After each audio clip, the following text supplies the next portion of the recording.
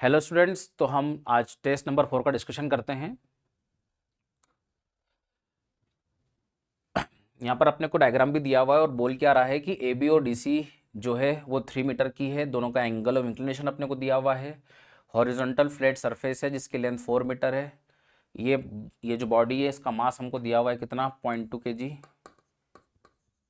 ठीक है, slides from rest, rest से शुरू हो रही है। ये विराम अवस्था से शुरू हो रहा है ब्लॉक। यहाँ पर ये 3 मीटर और 30 डिग्री दिया हुआ है। ये फ्लैट सरफेस 4 मीटर की लेंथ का दिया हुआ है। अब हमको क्या है, coefficient of friction between the block and the horizontal surface. ये सरफेस रफ है। यहाँ पर ब्लॉक और सरफेस के बीच में जो घर्षण गुणांक है, कोएफिशिएंट ऑफ फ्रिक्शन है, वो 0.2 दिया हुआ है। घर्षण गुणांक हमें दिया हुआ है, ठीक है ना, 0.2। तो हमें क्या निकालना है, where will the body finally comes to rest. तो बॉडी कहाँ जाके रुकेगी, ठीक है ना, गुड का अंत में कहाँ रुकेगा ये हमको बताना है। तो यहाँ पर फ्रिक्शन है तो हम यहाँ पे लगा सकते हैं work done by non conservative forces is equal to change in mechanical energy. तो यहाँ पर work done by non conservative force बराबर चेंज इन मैकेनिकल एनर्जी, यानी कि असंरक्षी बल द्वारा किया गया कार्य यांत्रिक ऊर्जा के परिवर्तन के बराबर होता है। तो आप यहाँ पर देखेंगे, यहाँ पर जो घर्षण है वो कौन सा है, असंरक्षी है। तो हम देखते हैं असंरक्षी बल का कार्य क्या होगा। फोर्स बोले तो friction force multiply by distance D. ठीक है, फ्रिक्शन का वर्क डन नेगेटिव होता है, ठीक है, यहाँ पर क्योंकि फ्रिक्शन यहाँ पर मोशन को अगेंस्ट लगेगा मोशन के, इज इक्वल टू ये होगा mechanical energy final minus mechanical energy initial. Work done by friction is equal to mechanical energy final क्या हो जाएगी, kinetic energy final plus potential energy final, kinetic energy initial plus potential energy initial. हमने यहाँ पर यांत्रिक ऊर्जा अंतिम और प्रारंभिक यांत्रिक ऊर्जा का अंतर देखा है यहाँ पर, ठीक है, दोनों में डिफरेंस देखा है, ठीक है ना। अब यहाँ पर देखो, मैं मान लेता हूँ कि फाइनली ब्लॉक यहाँ पर कहीं पर रुकेगा इस हॉरिजॉन्टल सरफेस पे, तो इसको मैं रेफरेंस मान लेता हूँ। तो फाइनल काइनेटिक एनर्जी भी जीरो हो जाएगी क्योंकि ब्लॉक रुक जाएगा। फाइनल पोटेंशियल एनर्जी भी जीरो हो जाएगी क्योंकि वो रेफरेंस पे आ जाएगा, ठीक है, निर्देश तंत्र पे आ जाएगा, ठीक है ना। अब यहाँ पे देखो फ्रिक्शन, जब यहाँ पर ब्लॉक होगा कहीं पर, तो यहाँ पर जो नॉर्मल रिएक्शन होगा नीचे की ओर क्या लगेगा, mg। तो आपका जो नॉर्मल है वो mg के बराबर होगा। अभिलंब प्रतिक्रिया बल आपके भार के बराबर होगी। तो यहाँ पर जो फ्रिक्शन होता है म्यू टाइम्स नॉर्मल होता है, और नॉर्मल यहाँ पर किसके बराबर होगा, mg के बराबर, into d is equal to minus of kinetic energy initial. Initially block को हमने रेस्ट से छोड़ा था तो इनिशियल काइनेटिक एनर्जी जीरो है, प्लस रेफरेंस के ऊपर निर्देश तंत्र के ऊपर पोटेंशियल एनर्जी धनात्मक होती है, पॉजिटिव होगी, और वह कितनी होगी, mgh, और h हम क्या ले लेंगे, 3 sin 30 डिग्री, ये वर्टिकल हाइट लेंगे, ठीक है ना। तो पोटेंशियल एनर्जी हो जाएगी आपकी mg 3 sin 30 डिग्री, ठीक है। तो यहाँ पर कोएफिशिएंट ऑफ फ्रिक्शन दे रखा है अपने को कितना, 0.2, ठीक है, mg into d is equal to minus of mg 3/2। तो यहाँ पर अपन mg से mg को काट देंगे, माइनस से माइनस कट जाएगा, तो आपका जो d आ जाएगा वो आ जाएगा 3/4, 30/4, कितना आ जाएगा, 30/4। ये 0.2 है, नीचे जाएगा 0.4 हो जाएगा, है ना, माइनस माइनस कट चुका है, 30/4 आ जाएगा। तो ये हो जाएगा आपका 7.5 मीटर। तो ये ब्लॉक 7.5 मीटर ट्रेवल करेगा इस हॉरिजॉन्टल सरफेस पे। तो आप यहाँ पर देखिए क्या हो रहा है, ये ब्लॉक यहाँ से यहाँ पर आएगा, यहाँ पर तो कोई घर्षण है नहीं है, तो यहाँ पर यांत्रिक ऊर्जा जितनी रहेगी वही यांत्रिक ऊर्जा यहाँ भी रहेगी, ठीक है। अब यहाँ पर होगा ऊर्जा में हानि होगी, तो यहाँ पर कितना चलेगा, 4 मीटर चलेगा। अब ये बोल रहा है 4 मीटर पर जाके रुक ही नहीं रहा, वो तो कितना चल रहा है, 7.5 मीटर चलेगा। मतलब यहाँ पर जो मैकेनिकल एनर्जी होगी वही मैकेनिकल एनर्जी यहाँ भी होगी, क्योंकि यहाँ से यहाँ में कोई यांत्रिक ऊर्जा में हानि नहीं हुई है। अब ये यहाँ से यहाँ जाएगा तो यहाँ पर मैकेनिकल एनर्जी कुछ ना कुछ कम हो जाएगी, क्योंकि यहाँ पे घर्षण था। मैकेनिकल एनर्जी यहाँ पर, अब देखो 7.5 मीटर चल के रुकना है, तो अभी तो कितना चला, सिर्फ 4 ही चला, तो यहाँ पर मैकेनिकल एनर्जी कुछ ना कुछ होगी। मतलब अभी ब्लॉक जाते वक्त नहीं रुकेगा, क्योंकि उसको 7.5 चलना है, तब जाके उसकी काइनेटिक जीरो होगी। मतलब यहाँ पे कुछ ना कुछ मैकेनिकल होगी, यानी कि कुछ ना कुछ काइनेटिक बची रहेगी, उस वजह से ब्लॉक ऊपर जाएगा, ब्लॉक कहीं यहाँ पर ऊपर जाएगा। अब यहाँ पर जितनी मैकेनिकल होगी उतनी मैकेनिकल यहाँ पर भी होगी, क्योंकि यहाँ पर कोई लॉस नहीं हो रहा है। अब जितनी मैकेनिकल यहाँ पर है वापस से आते वक्त मैकेनिकल उतनी ही यहाँ पर होगी, क्योंकि यहाँ पर कोई लॉस नहीं है। यहाँ पर मतलब यहाँ से यहाँ तक आने में कोई लॉस नहीं हो रहा और यहाँ से यहाँ तक जाने में कोई लॉस नहीं हो, फिर वहाँ से यहाँ तक आने में भी कोई लॉस नहीं होगा, क्योंकि यहाँ पर कोई भी फ्रिक्शन नहीं है। अब यहाँ से फिर यहाँ पर आएगा, तो यहाँ पर आएगा कितना चल लिया था फ्रिक्शन पाथ पे, वो 4 चल लिया था। अब बचा कितना 3.5, तो आते वक्त यहाँ तक आएगा और उसके बाद 3.5 मीटर चलेगा, क्योंकि 7.5 चल के उसको रुकना है, तो यहाँ आके फाइनली वो रुक जाएगा। यानी कि बी से कितनी दूरी पर रुकेगा, 0.5 मीटर दूरी पर रुकेगा। तो आंसर आ जाएगा 0.5 मीटर अवे फ्रॉम बी। ठीक है ना, तो ये आपका आंसर है फर्स्ट वाला। ठीक है ना, नेक्स्ट सवाल देखते हैं। Potential energy function for the force between the atoms in a diatomic molecule is approximately. Potential energy का आपको फंक्शन दिया हुआ है ए एक्स की पावर -12 माइनस बी एक्स की पावर -6। आपको जो भी दिया हुआ है क्या, एनर्जी दी हुई है, ठीक है, पोटेंशियल एनर्जी का फंक्शन दिया, स्थितिज ऊर्जा का फंक्शन दिया हुआ है, ठीक है। अब मुझे क्या करना है, मुझे क्या निकालना है, dissociation energy of the molecule निकालना है। ठीक है ना, तो पहले तो मेरे को क्वेश्चन में यहाँ पे बोला है डिसोसिएशन एनर्जी है कितनी, वियोजन ऊर्जा को उसने परिभाषित किया है, आपको x बराबर अनंत पे ऊर्जा निकालनी है और इक्विलिब्रियम पे आपको बोले तो साम्य अवस्था पे आपको एनर्जी निकालनी है। ठीक है ना, तो ये इसको डिफ्रेंशिएट करेंगे अपन, क्या करेंगे इसको अपन डिफ्रेंशिएट, ताकि हम क्या निकाल पाए, फोर्स निकाल पाए, क्योंकि साम्य अवस्था में बल 0 होता है। तो it is du by dx, तो इट इज़ -12a x की power -13 plus b plus 6b x की पावर -7। डिफ्रेंशिएशन कर दिया इसका अपन ने। अब इसको अपन 0 कर देते हैं, जहाँ पे du बाई डी एक्स 0 होगा वहाँ पे संरक्षी बल भी शून्य होगा, क्योंकि संरक्षी बल क्या होता है, minus of du by D x, conservative force ये होता है। तो इसको 0 कर देंगे, तो जहाँ पर बल 0 होगा वहाँ पे साम्य अवस्था आ जाएगी, तो इसको 0 कर दिया अपन ने, और फिर इसको इधर ले आएंगे, 12a x की power 13 is equal to 6b x की पावर 7। ठीक है, तो अपन यहाँ पर 6 से 12 को काट देंगे 2 टाइम। ठीक है, तो x की पावर 13 वहाँ चल जाएगी, 13 तो ये 6 हो जाएगी, यहाँ पर 7 से कैंसिल हो गई, ये हो जाएगा 2a बाई बी। तो यहाँ से जो x मिला आपको वो क्या मिला, इक्विलिब्रियम पोजीशन आ गया आपका, साम्य स्थिति आ गई, 2a बाई बी की power 6 whole to the power 6। ठीक है ना, अब यहाँ पर अगर आप देखेंगे तो मेरे को इक्विलिब्रियम पे u निकालना है, तो u इक्विलिब्रियम पे कितना होगा, अब मेरे को इसकी वैल्यू फंक्शन में पुट करनी पड़ेगी। तो इक्विलिब्रियम में यहाँ पर क्या लिखा हुआ है, x की पावर 12 लिखा हुआ है और x की पावर 6 मुझे पता है, यानी कि यहाँ पर मैं x की पावर 6 की पावर 2 कर दूं। जैसे x की पावर 12 लिखा हुआ है, तो क्या मैं उसको x की power 6 whole to the power 2 कर दूं और x टू द पावर 6 की वैल्यू पुट कर दूं, तो कितनी हो जाएगी, 2a by B whole power 2 हो जाएगी, माइनस b x की पावर 6, x की पावर 6 क्या है, 2a by b. u at equilibrium अगर मैं सॉल्व करता हूँ, ठीक है, तो b स्क्वायर ऊपर चले जाएगा, ठीक है, ये 4a स्क्वायर होगा और a से a कट जाएगा, minus b square by 2a, तो u at equilibrium is equal to ये हो जाएगा minus b square by 4a। ठीक है ना, ये इक्विलिब्रियम पे आ गया। अब u मैं इन्फाइनाइट पे निकालता हूँ, u इन्फाइनाइट पे निकालूंगा तो ये इन्फाइनाइट, तो ये 0 हो जाएगा, ये इन्फाइनाइट तो ये भी 0 हो जाएगा, तो u at infinite become 0। Now मुझे क्या निकालना है, डिसोसिएशन एनर्जी, जो कि u infinite minus u equilibrium है, अनंत का स्थितिज ऊर्जा और साम्य अवस्था का स्थितिज ऊर्जा का अंतर है, तो ये तो 0 हो गया, minus of minus b square by 4a, तो आपका जो उत्तर आने वाला, आंसर आने वाला वो बी स्क्वायर बाई 4a आ जाएगा, तो आपका आंसर नंबर 4 हो जाएगा। Is that clear? नेक्स्ट सवाल करते हैं, an automobile of mass m। ठीक है, क्या बोला गया है, द्रव्यमान m का एक ऑटोमोबाइल है, मूल बिंदु से शुरू होकर आरंभ में विराम अवस्था से त्वरित होता है। जब इंजन नियत शक्ति P प्रदान करता है, समय के फलन के रूप में दी गई स्थिति बताए। ऑटोमोबाइल है जिसका मास m है, एक्सेलरेट हो रहा है from origin, initially at rest पे दिया हुआ है। ठीक है, ओरिजिन और रेस्ट इनिशियल कंडीशंस हमको दी है, कांस्टेंट पावर की बात करी है यहाँ पर।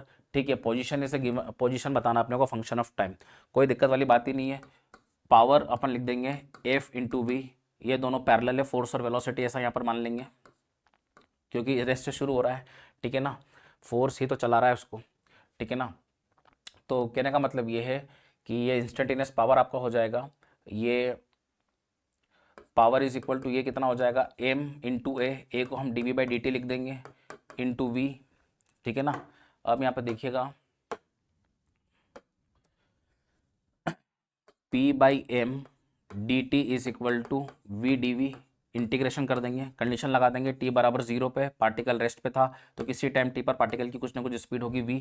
बोला गया है मूल बिंदु से शुरू हो रहा है, ठीक है, विराम से शुरू हो रहा है t बराबर 0 पे, तो हमने लिमिट लगा दी, सीमा लगा दी, p/m dt का इंटीग्रेशन t होगा फ्रॉम 0 टू t बराबर v²/2 from 0 to v। Upper limit lower limit put कर देंगे तो ये हो जाएगा 2p/m into t whole to the power half is v, ये हो जाएगा, ये 2 इधर चले जाएगा, 2pm/ और पावर हाफ आ जाएगी, ये v आ गया।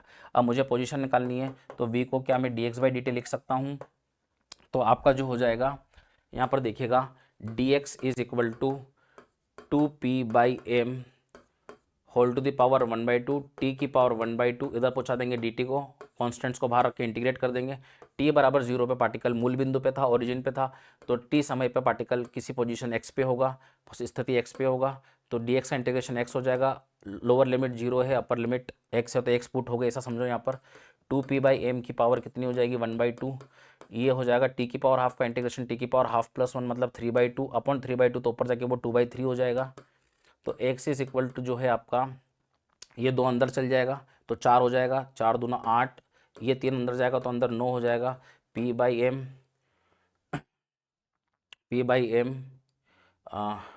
p/m की पावर हाफ इंटू टी की पावर 3/2, टी को तो अंदर लिया ही नहीं, भारी है, तो आप देखिए आपका आंसर फर्स्ट वाला आ जाएगा, ठीक है ना। नेक्स्ट सवाल देखते हैं।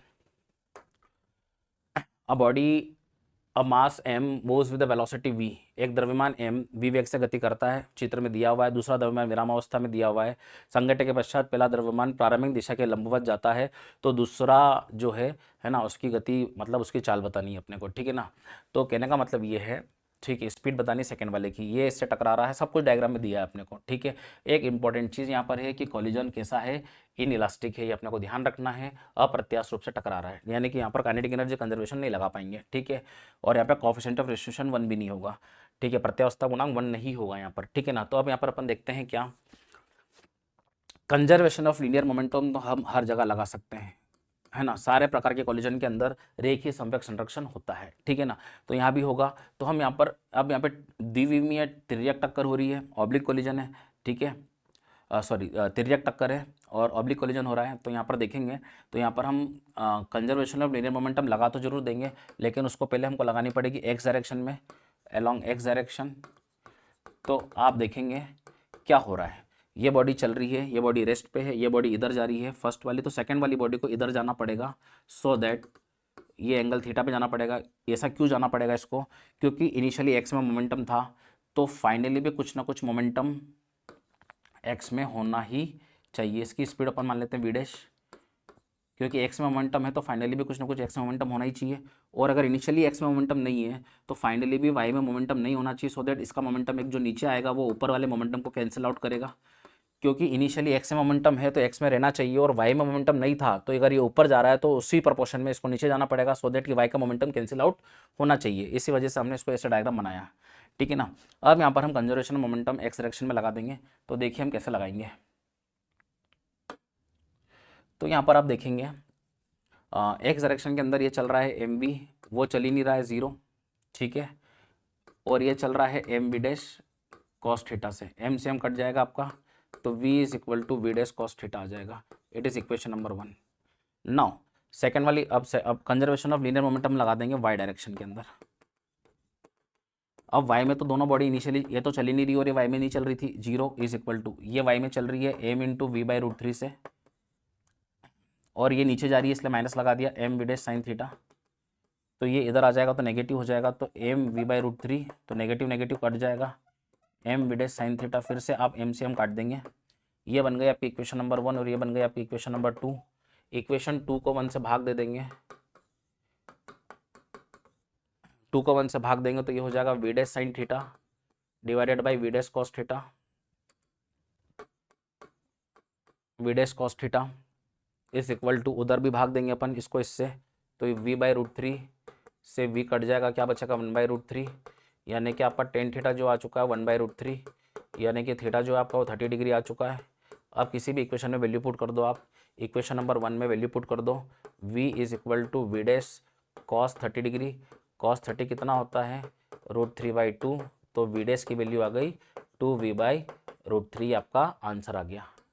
ठीक है भैया, नेक्स्ट सवाल देखते हैं। A block of mass 10 kg in contact against the inner wall of a hollow cylinder। 10 kilogram द्रव्यमान का कोई गुटका 1 मीटर त्रिज्या की किसी खोखले बेलनाकार ड्रम की भीतरी दीवार में संपर्क में है। देखो ये बेलन बना दिया आपने, सिलेंडर बना दिया, यहाँ पर कोई 10 किलोग्राम का गुटका है, ठीक है। अब ब्लॉक है 10 किलोग्राम का, ठीक है, 10 kg का, ठीक है। इसका जो रेडियस है वो r is equal to 1 metre है। इसका जो मास है उसको m मान लिया, जो कि अभी कितना है 10 kg है, ठीक है ना। द कोएफिशिएंट ऑफ फ्रिक्शन, इन दोनों के बीच में जो फ्रिक्शन है, इन दोनों के बीच में जो फ्रिक्शन है वो 0.1 है। The minimum angular velocity needed for the cylinder to keep the block stationary when the cylinder is rotating vertical and rotating about its axis, ठीक है, एक्सिस वर्टिकल है, ठीक है। तो ये कितना ओमेगा होना चाहिए मिनिमम, जिससे कि ये यहाँ पर स्टेशनरी रहे, मतलब बोले तो नीचे नहीं गिरे, ऐसे मूव करे, ठीक है, ठीक है ना। यहाँ पर क्या बोला है, 10 किलोग्राम द्रव्यमान का कोई गुटका 8 मीटर त्रिज्या की खोखले बेलनाकार ड्रम के भीतरी दीवार के संपर्क में, भीतरी दीवार और गुटके के बीच घर्षण गुणांक 0.1 है। जब बेलनाकार ऊर्ध्वाधर और अपने अक्ष के परित घूर्णन कर रहा है तो गुटके स्थिर रखने के लिए आवश्यक न्यूनतम कोणीय वेग होगा। तो अब यहाँ पर देखिए, यहाँ पर देखिए, यहाँ पर जो इस पे फोर्स लग रहा है वो नॉर्मल डायरेक्शन है, नीचे जो लग रहा है वो mg है, और बाहर जो लग रहा है वो m⍵²r सेंट्रीफ्यूगल है। अब यहाँ पर इसकी टेंडेंसी ऑफ मोशन नीचे की ओर है, ये नीचे गिरेगा। टेंडेंसी ऑफ मोशन के अपोजिट क्या लगेगा, फ्रिक्शन।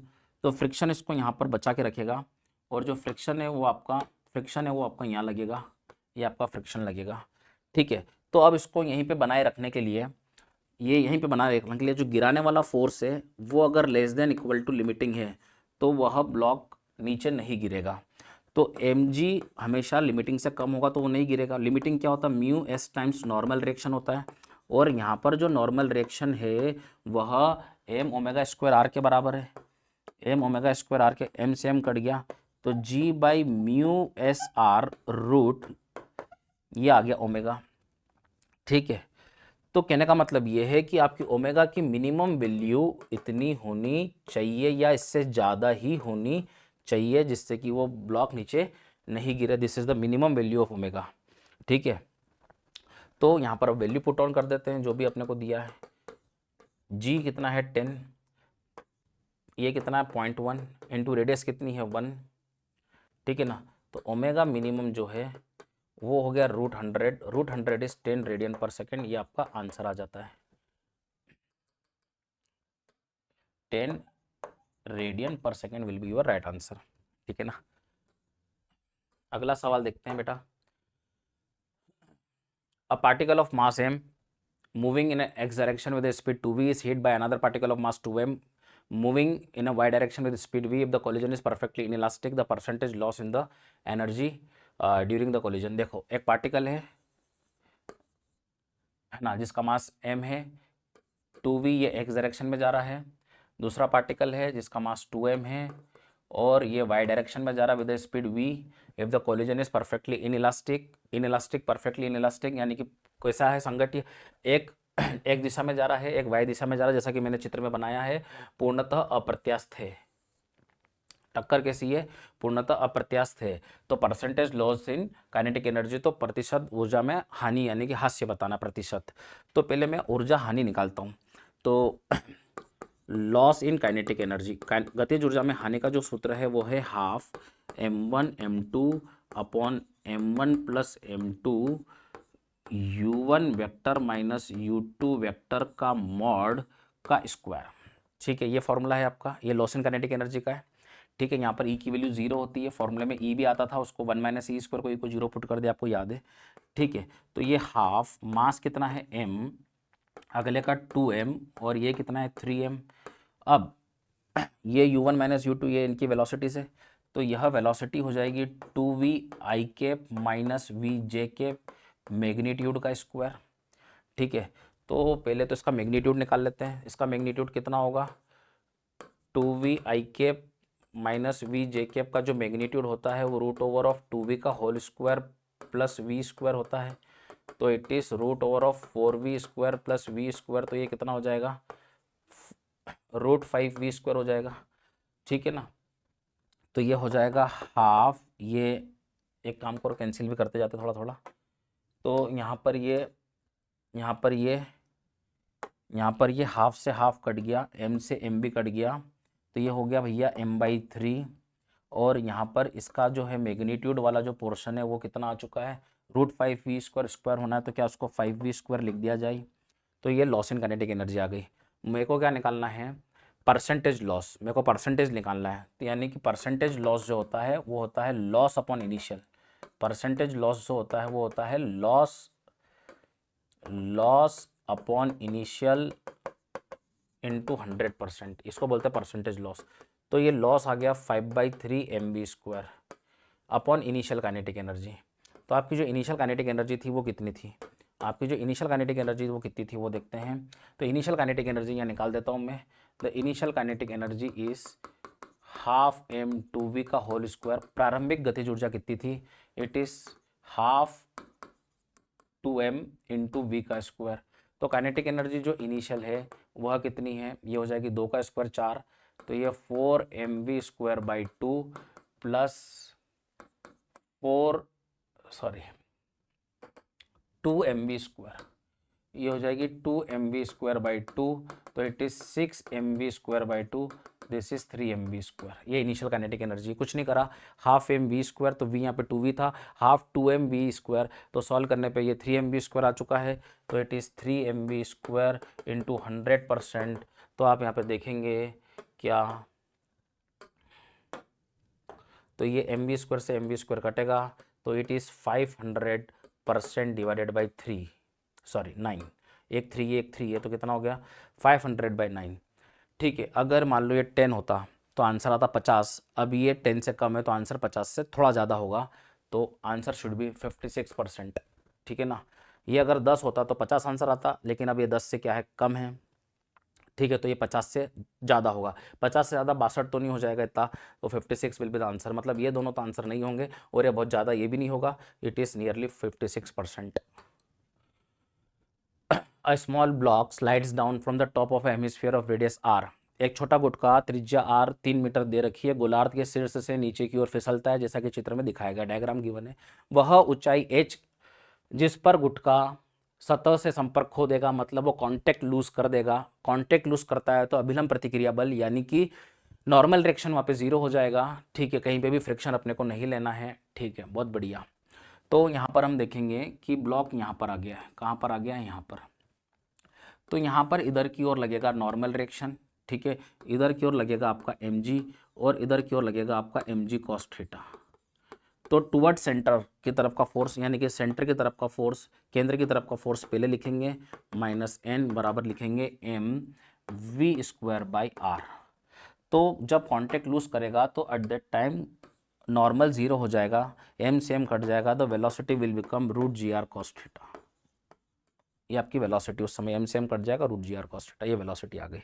अब यहाँ पर अपन ये a था तो ये इसको मान लो क्या b, तो b से a में हम एनर्जी कंजर्वेशन यानी कि यांत्रिक ऊर्जा संरक्षण लगा देते हैं।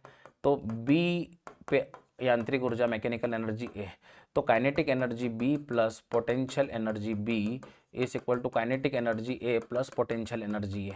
ध्यान से देखना, काइनेटिक एनर्जी b 0 है, पोटेंशियल एनर्जी भी 0, क्योंकि मैंने इसी को क्या मान लूंगा, रेफरेंस निर्देश तंत्र पे स्थितिज ऊर्जा शून्य होती है, बराबर हाफ m। अब यहाँ पर आके स्पीड ये हो जाएगी, इसको va लिख दो, यहाँ पर ये va पे स्पीड है, तो यहाँ पे हाफ m va स्क्वायर करूंगा, va की जगह पे क्या लिख दूंगा, gr cos थीटा, क्योंकि स्क्वायर करने पे रूट हट गया। अब रेफरेंस के नीचे पोटेंशियल एनर्जी, अब पोटेंशियल एनर्जी को समझेंगे, ये पूरा आर था, ये है ना, है ना, है ना।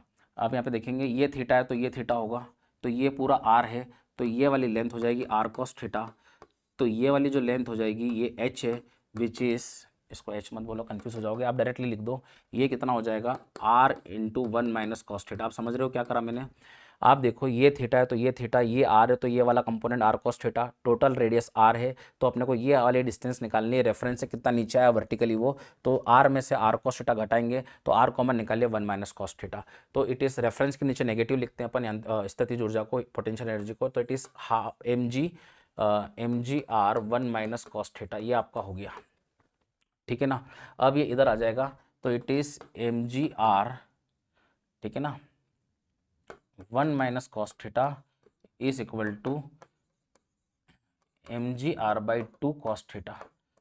तो कहने का मतलब ये है कि एम जी आर से आपका एम जी आर तो कट गया, 1 is equal to 3/2 cos theta, ये उधर चले गया तो 1 हो गया, कॉस थीटा में जुड़ गया, तो कॉस थीटा आपका आ गया 2/3।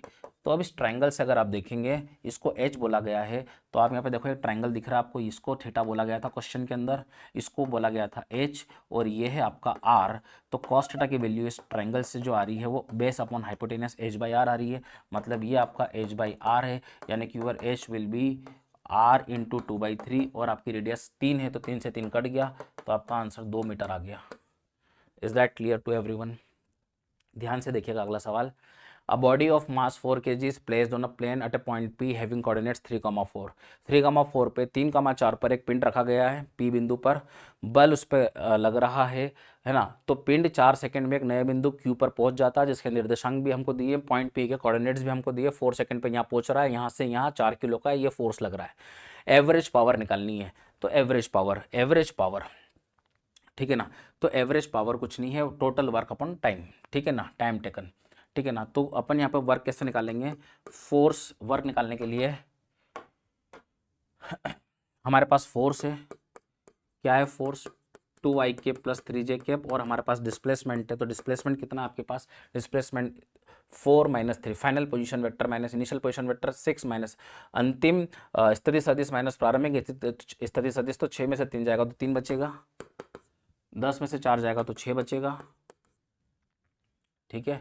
इसको कार्य निकल जाएगा, डॉट प्रोडक्ट कर देंगे, बिंदु गुणनफल 6 प्लस 6 3 18, 24 जूल कार्य आ गया। देखो फिर से देखो क्या हो गया, 6 में से 3 गए 3, 4 में से 10 में से 6 आ गया, 3 दूना 6, 6 3 18, 18 और 6 24 जूल वर्क आ गया।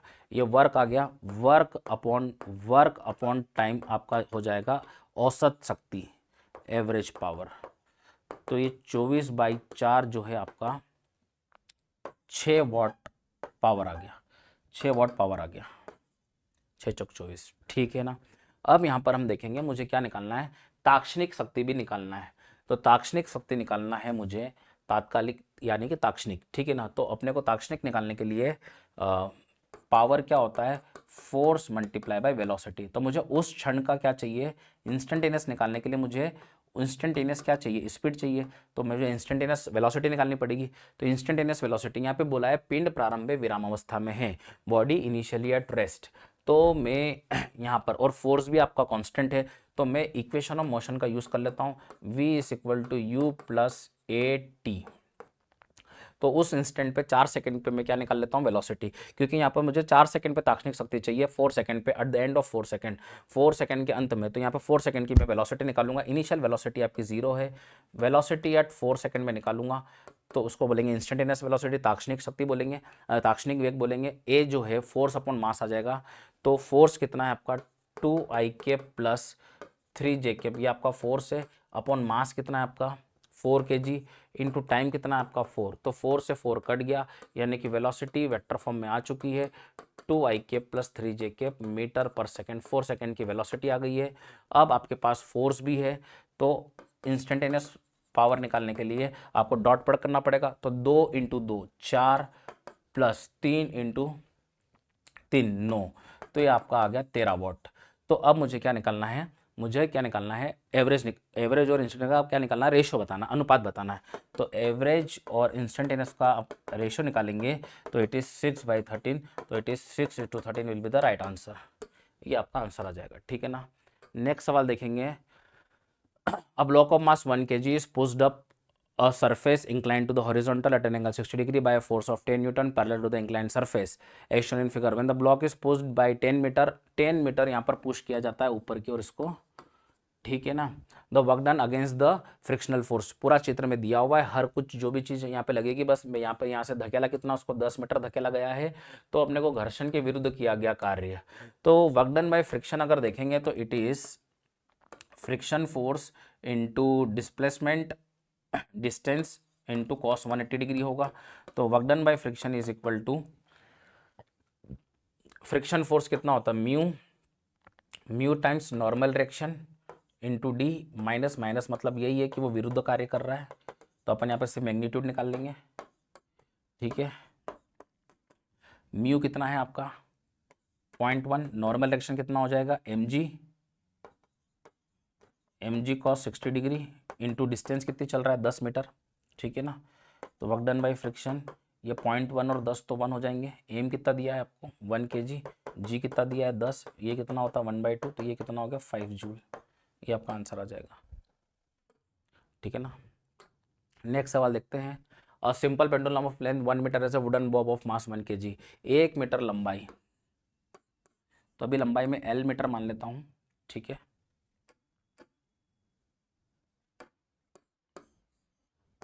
ठीक है. सिंपल पेंडुलम है, सरल लोलक है, जिसमें लोलक का जो गोलक का जो द्रव्यमान है वो 1 किलो है. उसको भी कैपिटल M ले लेता हूँ मैं. ठीक है ना. एक बुलेट है जिसका वेलोसिटी में U ले लेता हूँ, इसका मास स्मॉल m ले लेता हूँ अभी के लिए मैं, फिर बाद में वैल्यू पुट कर देंगे. If the bullet gets embedded into the bob, ये बुलेट इसके अंतर्निहित हो जाती है, मतलब बुलेट इसके अंदर समा जाती है. ठीक है ना. फिर ये दोनों साथ साथ चलते हैं. ये इनिशियल है, फाइनली इस प्रकार का होगा, ये दोनों चिप एक दूसरे के अंदर चले जाएंगे, एम्बेडेड हो जाएगा, और फिर ये एक हाइट अटेंड करेगा. तो ये अपने को हाइट बतानी है h.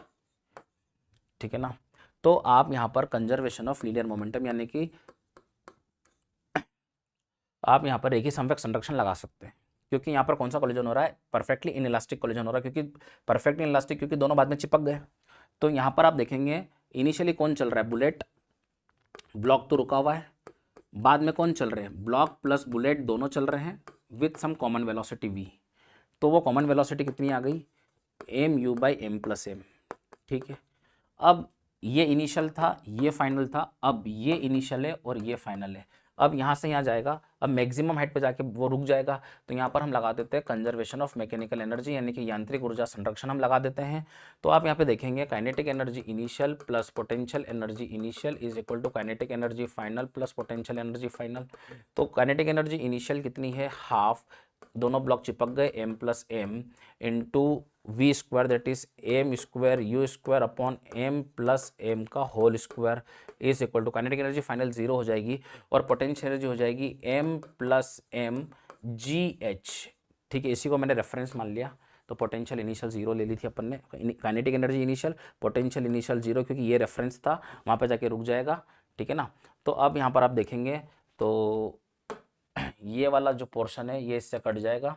तो ये हो जाएगा m²u²/2m+m, और ये नीचे आ जाएगा तो स्क्वायर, और आपका g भी नीचे आ जाएगा इज इक्वल टू h. अब आपको h निकालना है. अब इसमें वैल्यू पुट ऑन कर देते हैं. h is equal to m, ये 10⁻⁻² था बुलेट का मास, तो 10⁻⁴ हो जाएगा. बुलेट की स्पीड ये थी, तो ये हो जाएगी 4 × 10⁴. ठीक है, अपॉन g को लिख देंगे 10, तो 20. अभी m कितना दिया हुआ है 1 kg प्लस स्मॉल m कितना दिया हुआ है 10⁻⁻², मतलब 0.01 ये दिया हुआ है, इसका होल स्क्वायर. अब आप देखेंगे, ठीक है, 1 में 0.01 जोड़ने का कोई फर्क नहीं पड़ेगा, तो इसको नेग्लेक्ट मान लेते हैं. 10⁻⁻4 से 10⁻+4 को काट दिया. ठीक है ना. अब 1 प्लस समथिंग था तो उसको नेग्लेक्ट कर दिया, 1 का स्क्वायर तो 1 ही हो जाएगा. अब ये हो जाएगा 2/10, 4 से काट दिया 20 को, तो it is approximately equal to 0.2 metre. और आपका ऑप्शन दूर दूर ही है. ठीक है ना, 0.2 मीटर. ठीक है. अगर मैं इसको 0.1 को नेग्लेक्ट नहीं भी करता तो मेरा हल्का सा आंसर 0.2 से कम आना चाहिए था, और यहाँ मिनिमम जो दे रखा है वो 0.2 ही दे रखा है, उससे कम तो एक भी ऑप्शन है ही नहीं. आप समझ रहे हैं मैंने क्या बोला?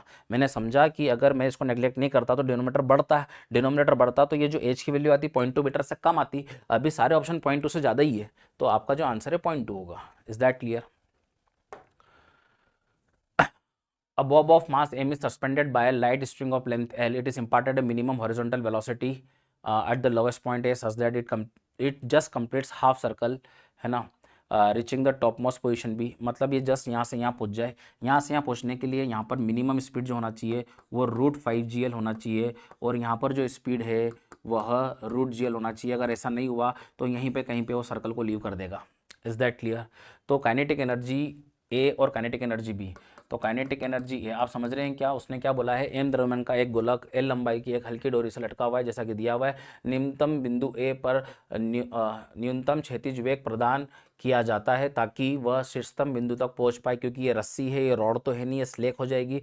यहाँ पर कहीं पे टेंशन 0 हो जाएगा तो वहाँ तक पहुंचेगा नहीं। वहाँ पहुँचाने के लिए मुझे कम से कम यहाँ पर वेग देना पड़ता है √5 GL, और वहाँ पर वेग कितना बच जाता है? √GL। तो काइनेटिक एनर्जी ए, काइनेटिक एनर्जी बी देखनी है तो कितनी हो गई? Half m va² is 5GL and half m GL वहाँ का है ना। ये से ये कट गया, GL कट गया, आंसर इज 5:1। ये आंसर आ गया आपका। अगला सवाल देखेंगे बेटा। As per the given figure, a small ball piece slides down a quadrant of a circle, hits the another ball q of equal mass which is initially at rest, neglecting the effect of friction, है ना। Assume the collision to be elastic. कैसा collision है बेटा? Elastic collision है। दोनों के दोनों कैसे हैं? इक्वल मास के। इसका मास भी m है, इसका मास भी m है। The velocity of q after the collision चित्र में दिखाएगा अनुसार छोटी गेंद है, दोनों के द्रव्यमान बराबर दिए हुए हैं। मैं फटाफट से बोल देता हूँ, है ना। घर्षण वगैरह कुछ भी नहीं है, तो q का वेग संघटन के पश्चात कितना होगा? अब अगर मैं p के लिए एनर्जी कंजर्वेशन लगाऊंगा तो p की जो है यहाँ पर स्पीड टकराने के पहले जस्ट p की जो स्पीड होगी वो √2gh होगी, आप सबको पता है। तो it is 2 × 10 × height is 20 centimetre, that is 0.2। तो इट इज़ 2, तो ये 2 मीटर पर सेकेंड हो गई, ठीक है ना। ये 2 हो जाएगा, 2 बाहर आ जाएगा पेयर, ठीक है ना। तो P की टकराने के जस्ट पहले जो स्पीड होगी ये होगी। अब चूंकि दोनों के मास सेम है, दोनों के द्रव्यमान अगर समान है, तो ये तो रुका हुआ है। द्रव्यमान अगर समान होता है और कोलिजन कैसा? इलास्टिक, तो ये वाला पिंड रुक जाएगा और ये वाला पिंड उसी वेग से भागेगा जिससे भाग के आ रहा था, तो Q का वेग भी √2gh हो जाएगा, दैट इज 2 मीटर पर सेकेंड। आप समझ रहे हैं? दोनों पिंड के द्रव्यमान अगर देखो ऐसा होता है कि ये बॉडी है, ये बॉडी है, इसका मास m है, इसका मास m है। इलास्टिक कोलिजन के अंदर वैसे भी वेलोसिटी एक्सचेंज हो जाती है, वेलोसिटी एक्सचेंज हो जाती है। तो जो रुका हुआ था और जो चल रहा था, तो चलने वाला A है, ये B है, ये A है, ये B है, तो A वाला रुक जाएगा और B वाला ये इससे टकरा के खुद रुक जाएगा, क्योंकि अपनी वेलोसिटी एक्सचेंज कर लेगा। खुद की वेलोसिटी क्या आ जाएगी? 0, और ये उसकी वेलोसिटी ले लेगा u1। तो आप देखेंगे ये यहाँ पर टकराने के पहले √2gh था, तो टकराने के बाद ये जो P वाला, इसको P नाम दे दो ना, ये P वाला, Q वाला, P वाला और Q वाला, टकराने के पहले P वाला आ रहा था √2gh से, ये रुका था, तो ए वाला खुद अपनी वेलोसिटी उसको दे देगा, एक्सचेंज कर लेगा और खुद रेस्ट पे आ जाएगा। उसकी वेलोसिटी ले लेगा कितनी? 0, और खुद चलने लगेगा कितने से? √2gh से, और √2gh की वैल्यू कितनी है? 2 मीटर पर सेकेंड। तो पी का वेग कॉलिजन के संघटन के पश्चात जो है वो 2 मीटर पर सेकेंड हो जाएगा, तुरंत पश्चात, ठीक है ना। अगला सवाल देखते हैं। A particle is release from height h। एक कण को पृथ्वी सतह से s ऊंचाई से छोड़ा जाता है, s ऊंचाई से उसको छोड़ दिया गया है। एक निश्चित ऊंचाई पर इसकी गतिज ऊर्जा, एक किसी ऊंचाई h पर क्या होता है? इसकी जो गतिज ऊर्जा है, क्या बोला गया है? इसकी स्थितिज ऊर्जा के पोटेंशियल एनर्जी के 3 गुना हो जाती है। Certain height the kinetic energy, यहाँ से इसको छोड़ दिया गया है, यहाँ पर स्पीड 0 है, ठीक है, और सर्टेन हाइट पर उसकी काइनेटिक एनर्जी पोटेंशियल एनर्जी के 3 गुना होती है। The height from the surface of the earth, the speed of the particle at the instant r. तो उस हाइट पे उसकी स्पीड कितनी है वो बतानी है, और क्या बताना है? हाइट कितनी है वो बताना है। तो पृथ्वी के सतह से जो ऊंचाई है वो बतानी है, और उस क्षण उसकी चाल बतानी है, ठीक है ना। तो यहाँ पर आप बोर्ड पे ध्यान देंगे तो यांत्रिक ऊर्जा हमेशा यहाँ पे संरक्षण रहेगी, कहीं पे भी, है ना, वायु घर्षण भी कुछ भी नहीं है, ठीक है ना। तो आप यहाँ पे देखेंगे तो यहाँ पर जो है मैकेनिकल एनर्जी जो है वह 0 + mgs होगी, क्योंकि यहाँ पर स्पीड 0 है। यहाँ पर जो मैकेनिकल है वो mgs है, क्योंकि काइनेटिक जीरो है, पोटेंशियल है, तो मैकेनिकल तो हमेशा कंजर्व रहती है। तो यहाँ पर भी मैकेनिकल जो है वो क्या है, kinetic energy plus potential energy का सम है। तो यहाँ पर भी मैकेनिकल कितनी होना चाहिए, mgac होना चाहिए, क्योंकि वो हमेशा संरक्षित रहेगी। काइनेटिक एनर्जी यहाँ पर कितनी बोल रखी है, 3pe प्लस पी। तो यहाँ पर जो mgs है, यहाँ पे काइनेटिक की वैल्यू पुट कर दी, ये कितना हो गया 4pe।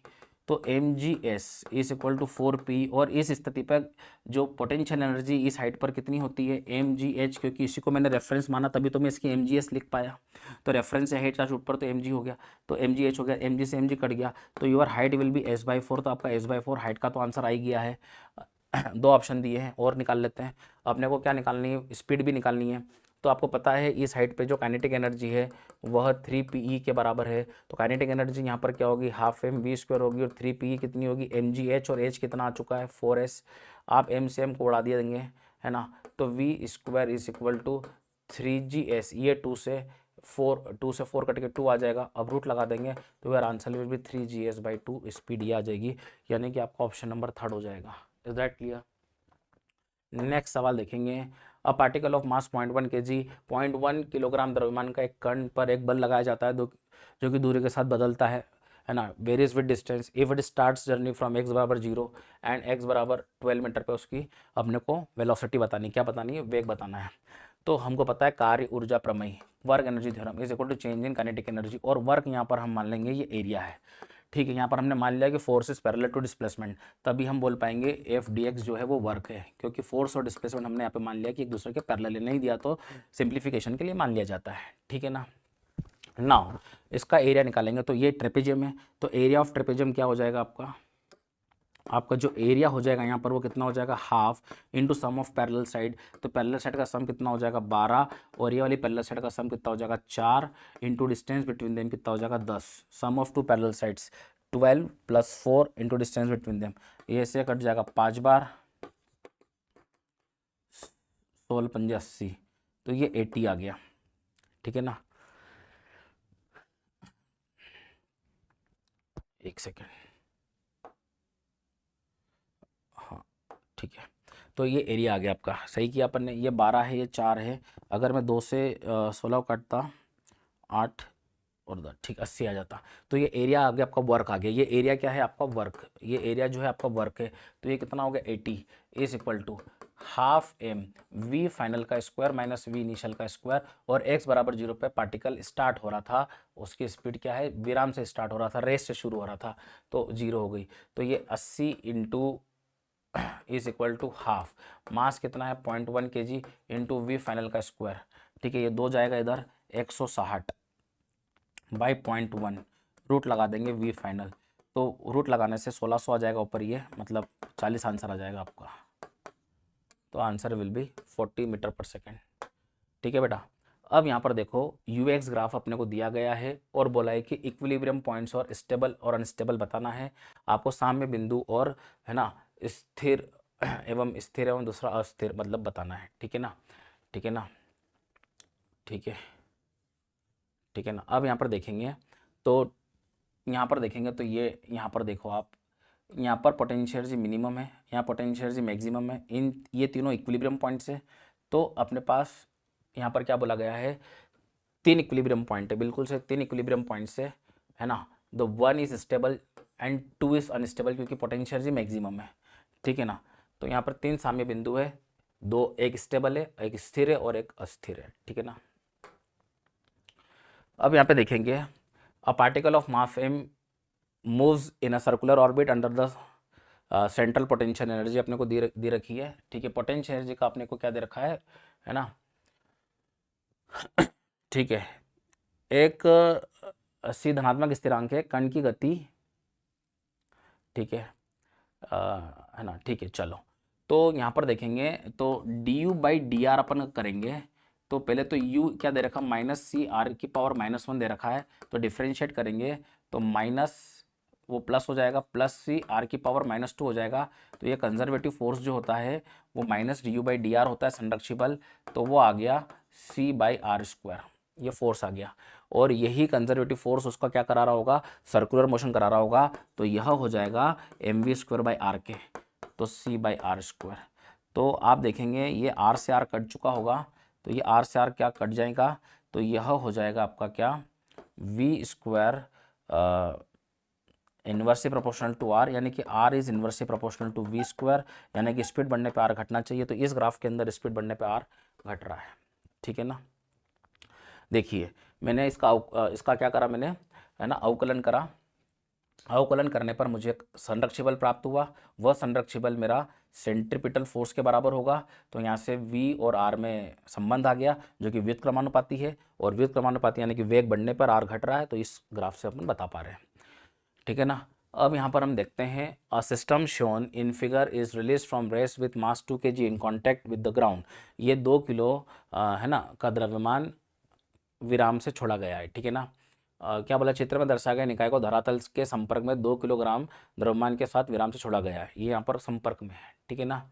घिरनी और स्प्रिंग द्रव्यमान रहित है, घर्षण उपस्थित नहीं है। 5 किलो गुटके की गति जब 2 किलो का गुटका धरातल से संपर्क छोड़ता है, मतलब जस्ट ये संपर्क छोड़ेगा यहाँ पर, तो अपने को इसका वेग बताना 5 किलोग्राम का, ठीक है ना। Block leaves the contact with the ground, ठीक है ना, स्पीड बतानी है अपने को, ठीक है ना।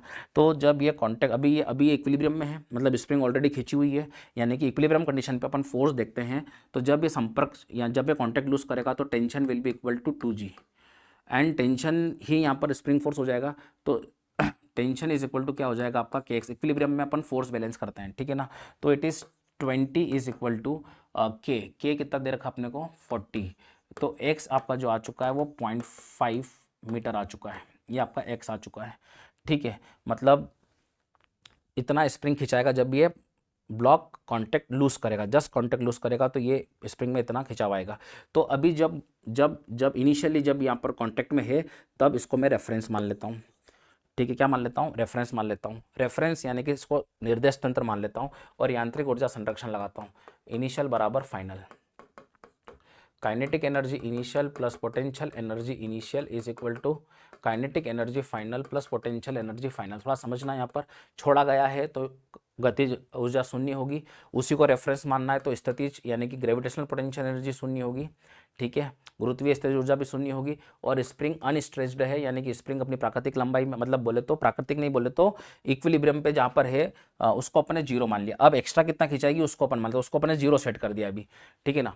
जितना भी स्प्रिंग खिंचा हुआ है ऑलरेडी उसको अपने जीरो मान लिया, तो ये एक्स्ट्रा कितना खिंचा हुआ वो हम देख रहे हैं, ठीक है ना। तो इसको इनिशियल पोटेंशियल एनर्जी मैंने उसकी क्या मान ली, जीरो मान ली, इज इक्वल टू, ठीक है ना। Kinetic energy final, kinetic energy final कितना हो जाएगा, हाफ एम। अब यही तो मेरे को स्पीड निकालनी है उसकी, वी स्क्वायर, ठीक है ना। अब ये ब्लॉक जस्ट संपर्क छोड़ता है तो इसकी अपन स्पीड नहीं लेंगे उस समय पे, समझ में ये बात, क्या सिर्फ इसकी स्पीड लेंगे। जस्ट ये कॉन्टेक्ट लूज ही कर रहा है तो उसकी स्पीड यहाँ पर नहीं लेंगे, ठीक है ना। बस मूव करेगा ऐसा है, ठीक है ना। तो है ना, तो उसकी स्पीड जीरो है इनिशियली, ठीक है ना। अब ये क्या हो, हाफ एम वी स्क्वायर। अब रेफरेंस के नीचे जाएगा, वो रेफरेंस के नीचे जाएगा तो उसका पोटेंशियल नेगेटिव हो जाएगा। तो mg 0.5 ये उसका पोटेंशियल हो जाएगा, और स्प्रिंग पोटेंशियल कितना हो जाएगा, हाफ 40 इंटू 0.5 का स्क्वायर, ठीक है ना। तो आप यहाँ पर देखेंगे कि 0 is equal to 5/2 v square, ठीक है ना। ये हो जाएगा 25, ठीक है ना, ठीक है ना, प्लस 0.5 का स्क्वायर 0.25 हो जाएगा, 0.25 होता 1/4, 1/4 इससे कट जाएगा 10 बार, तो ये 5 हो जाएगा, ठीक है ना। तो ये हो जाएगा -20, इधर +20 हो जाएगा 20 इज इक्वल टू 5v²/2, ये कट जाएगा 4 टाइम, तो v will become √8 and √8 is 2√2, 2 into 1.414, तो it is nearly equal to 2.82। Is that clear? Next सवाल देखेंगे अपन। A block of mass 10 kg is moving in the positive direction of x-axis. At initial position x, its velocity is 1 metre पर second. 10/7 kilogram द्रव्यमान का एक कण x अक्ष की धनात्मक दिशा में गति कर रहा है। प्रारंभिक स्थिति x बराबर 0 पर उसका वेग दिया हुआ है, तो x बराबर 10 मीटर पर इसका वेग बताइए, ठीक है, कितना होगा। तो अब यहाँ पे देखिए, यहाँ पर एरिया अंडर कर्व, जो क्षेत्रफल होगा घिरा हुआ, वह इंटीग्रल p dx होगा। तो P को अपन लिख देंगे force into velocity dx. Now it is mass into velocity, तो it is dv by dt into v dx. तो फिर ये जो dx बाई dt है इसको फिर v बोल देंगे. तो जो एरिया है आपका वो आ जाएगा एम वी और एक और वी आ गया m v square d v. ठीक है ना, m v square d v, ये आपका एरिया आ गया. तो आपका एरिया है कितना, क्या ये ट्रेपेजियम है, समलंब है, तो half sum of parallel side 2 plus 4 into distance between them 10, सब ऐसा यूनिट के अंदर ही है. तो ये 4 2 6, तो ये होगा 30, ये आ गया 30 है ना, 30 आ गया area. Is equal to mass कितना है 10/7, तो इसको भी मैंने बाहर निकाल लिया. ठीक है ना, बाहर निकाल लिया इसको मैंने. ठीक है ना, अब integration v square d v. अब यहाँ पर मैंने एरिया यहाँ से यहाँ तक का लिया है, मतलब ये x बराबर 0 से 10 का लिया है. तो लोअर लिमिट x बराबर 0 पे वेलोसिटी कितनी है, वेलोसिटी x बराबर 0 पे 1 है, तो 1 लिख ली. और 10 मीटर पे कितनी होगी, मतलब पूरा एरिया ले लिया मैंने, तो 10 मीटर पे कितनी होगी वेलोसिटी v होगी, मुझे निकालना है. ठीक है, ये से ये कट गया, 7 या 21 इज इक्वल टू, ठीक है ना, v cube by 3 from 1 to v.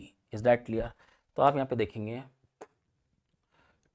21 is equal to upper limit v cube by 3 minus lower limit 1/3, ये इधर जाएगा. 21 प्लस 1/3 is equal to v cube by 3. ठीक है ना, 63 plus 1 64/3 is equal to v cube by 3. तो v is equal to 4 metre पर second will be the right answer. That clear. Now next सवाल देखते हैं. A nail is located certain distance vertically below the point of suspension of a simple pendulum. ठीक है ना, ठीक है ना. Pendulum bob is release from the position where the string makes an angle 60 degree. 60 degree का कोण बना के सरल लोलक को छोड़ा जा रहा है, ये लिखा है. 60 डिग्री का कोण ऊर्ध्वाधर से उसको मुक्त किया जाता है. ठीक है ना. तो एक कील जो है लटकाए हुए बिंदु सस्पेंशन पॉइंट से कुछ दूरी पर उसके नीचे एक कील है. ठीक है, तो ये जब यहाँ से जाके टकराएगा इससे, तो यह कील के अबाउट यही बोला होगा. देखो the distance of the nail from the point of suspension, ये डिस्टेंस मुझे x बताना है. ठीक है, लटकाए गए बिंदु से ये कील की दूरी मुझे बताना है, जिससे क्या हो, the ball will just perform revolution with the nail as a centre. ये पुराना सेंटर था, ये आपका न्यू सेंटर हो गया. वो इसके अबाउट क्या करे, वृत्तीय गति करे. ये नया सेंटर आपका बन जाएगा, न्यू सेंटर. ये बोला गया है, कील केंद्र मानकर चक्कर लगाए. समझ गए क्या, जस्ट है ना.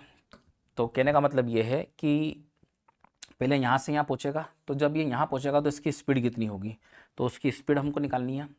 ठीक है ना, तो मैकेनिकल एनर्जी से निकाल लेते हैं. मैकेनिकल एनर्जी इनिशियल बराबर मैकेनिकल एनर्जी फाइनल, है ना. Kinetic energy initial plus potential energy initial is equal to kinetic energy final plus potential energy final. वहाँ से छोड़ दिया गया है 0, उसी को रेफरेंस मान लेंगे 0. वहाँ पर जाएगा हाफ एम वी स्क्वायर और पोटेंशियल रेफरेंस नेगेटिव हो जाएगा.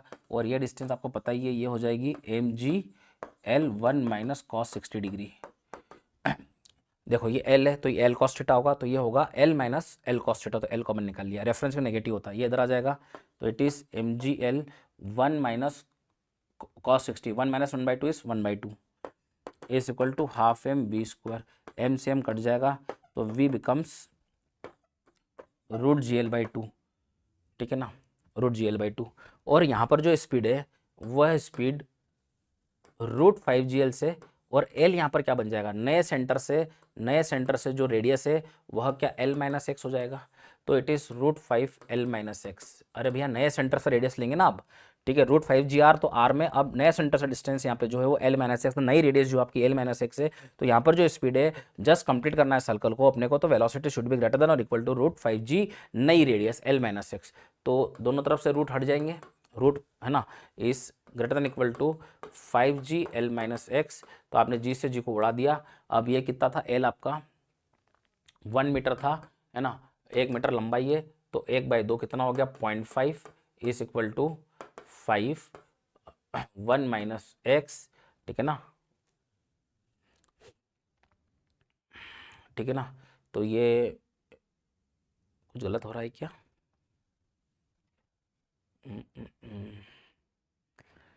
कॉस 60 1 माइनस 1/2 इस 1/2 एम से एम कट गया, रूट जी एल बाई, ओ हाँ ये गलती यहाँ पर हुई है, ये 2 से 2 हमने काटा नहीं है, ठीक है ना, 2 से 2 भी कटेगा तो यहाँ पर नीचे 2 नहीं आएगा, ठीक है ना। तो अब यहाँ पे देखो कि ये जो है वो रूट जी एल ही होगा, मतलब स्क्वायर करने पे वो जी एल हो जाएगा, ठीक है ना। तो उसको फिर से लिख देते पूरे को अपन। तो यहाँ पर आप देखेंगे root g l should be greater than equal to root 5। Complete करने के लिए ये कंडीशन लगा दी हमने, सर्कल को कंप्लीट करने स्क्वायरिंग करेंगे, G L greater than equal to 5 GL minus X, G से जी कट गया, L is 1/5 1 minus X 0.2 1 minus X should be greater than और इक्वल टू 0.8 मीटर। तो ये x की वैल्यू 0.8 मीटर आ गई। 0.8 metre is the minimum value of x जिससे वो कंप्लीट करेगा, न्यूनतम मान ये होना चाहिए। अब block of mass 1 kg moves along x axis with variable velocity. अपने को परिवर्तित वेग दिया है, 1 किलो का द्रव्यमान है, 1 सेकंड 2 सेकंड में शुद्ध कार्य मतलब टोटल नेट वर्क डन निकालना है। तो वर्क एनर्जी थ्योरम, कार्य ऊर्जा प्रमेय, हाफ एम वी फाइनल का स्क्वायर माइनस वी इनिशियल का स्क्वायर है, वर्क इज इक्वल टू, ठीक है, 1 किलो का द्रव्यमान है और फाइनल वेलोसिटी कैसे निकालेंगे, 3 इंटू फाइनल टाइम रख देंगे 12 मीटर पर सेकेंड, और इनिशियल हो जाएगा आपका 3 इंटू 1 का स्क्वायर तो 3 मीटर पर सेकेंड, ठीक है ना।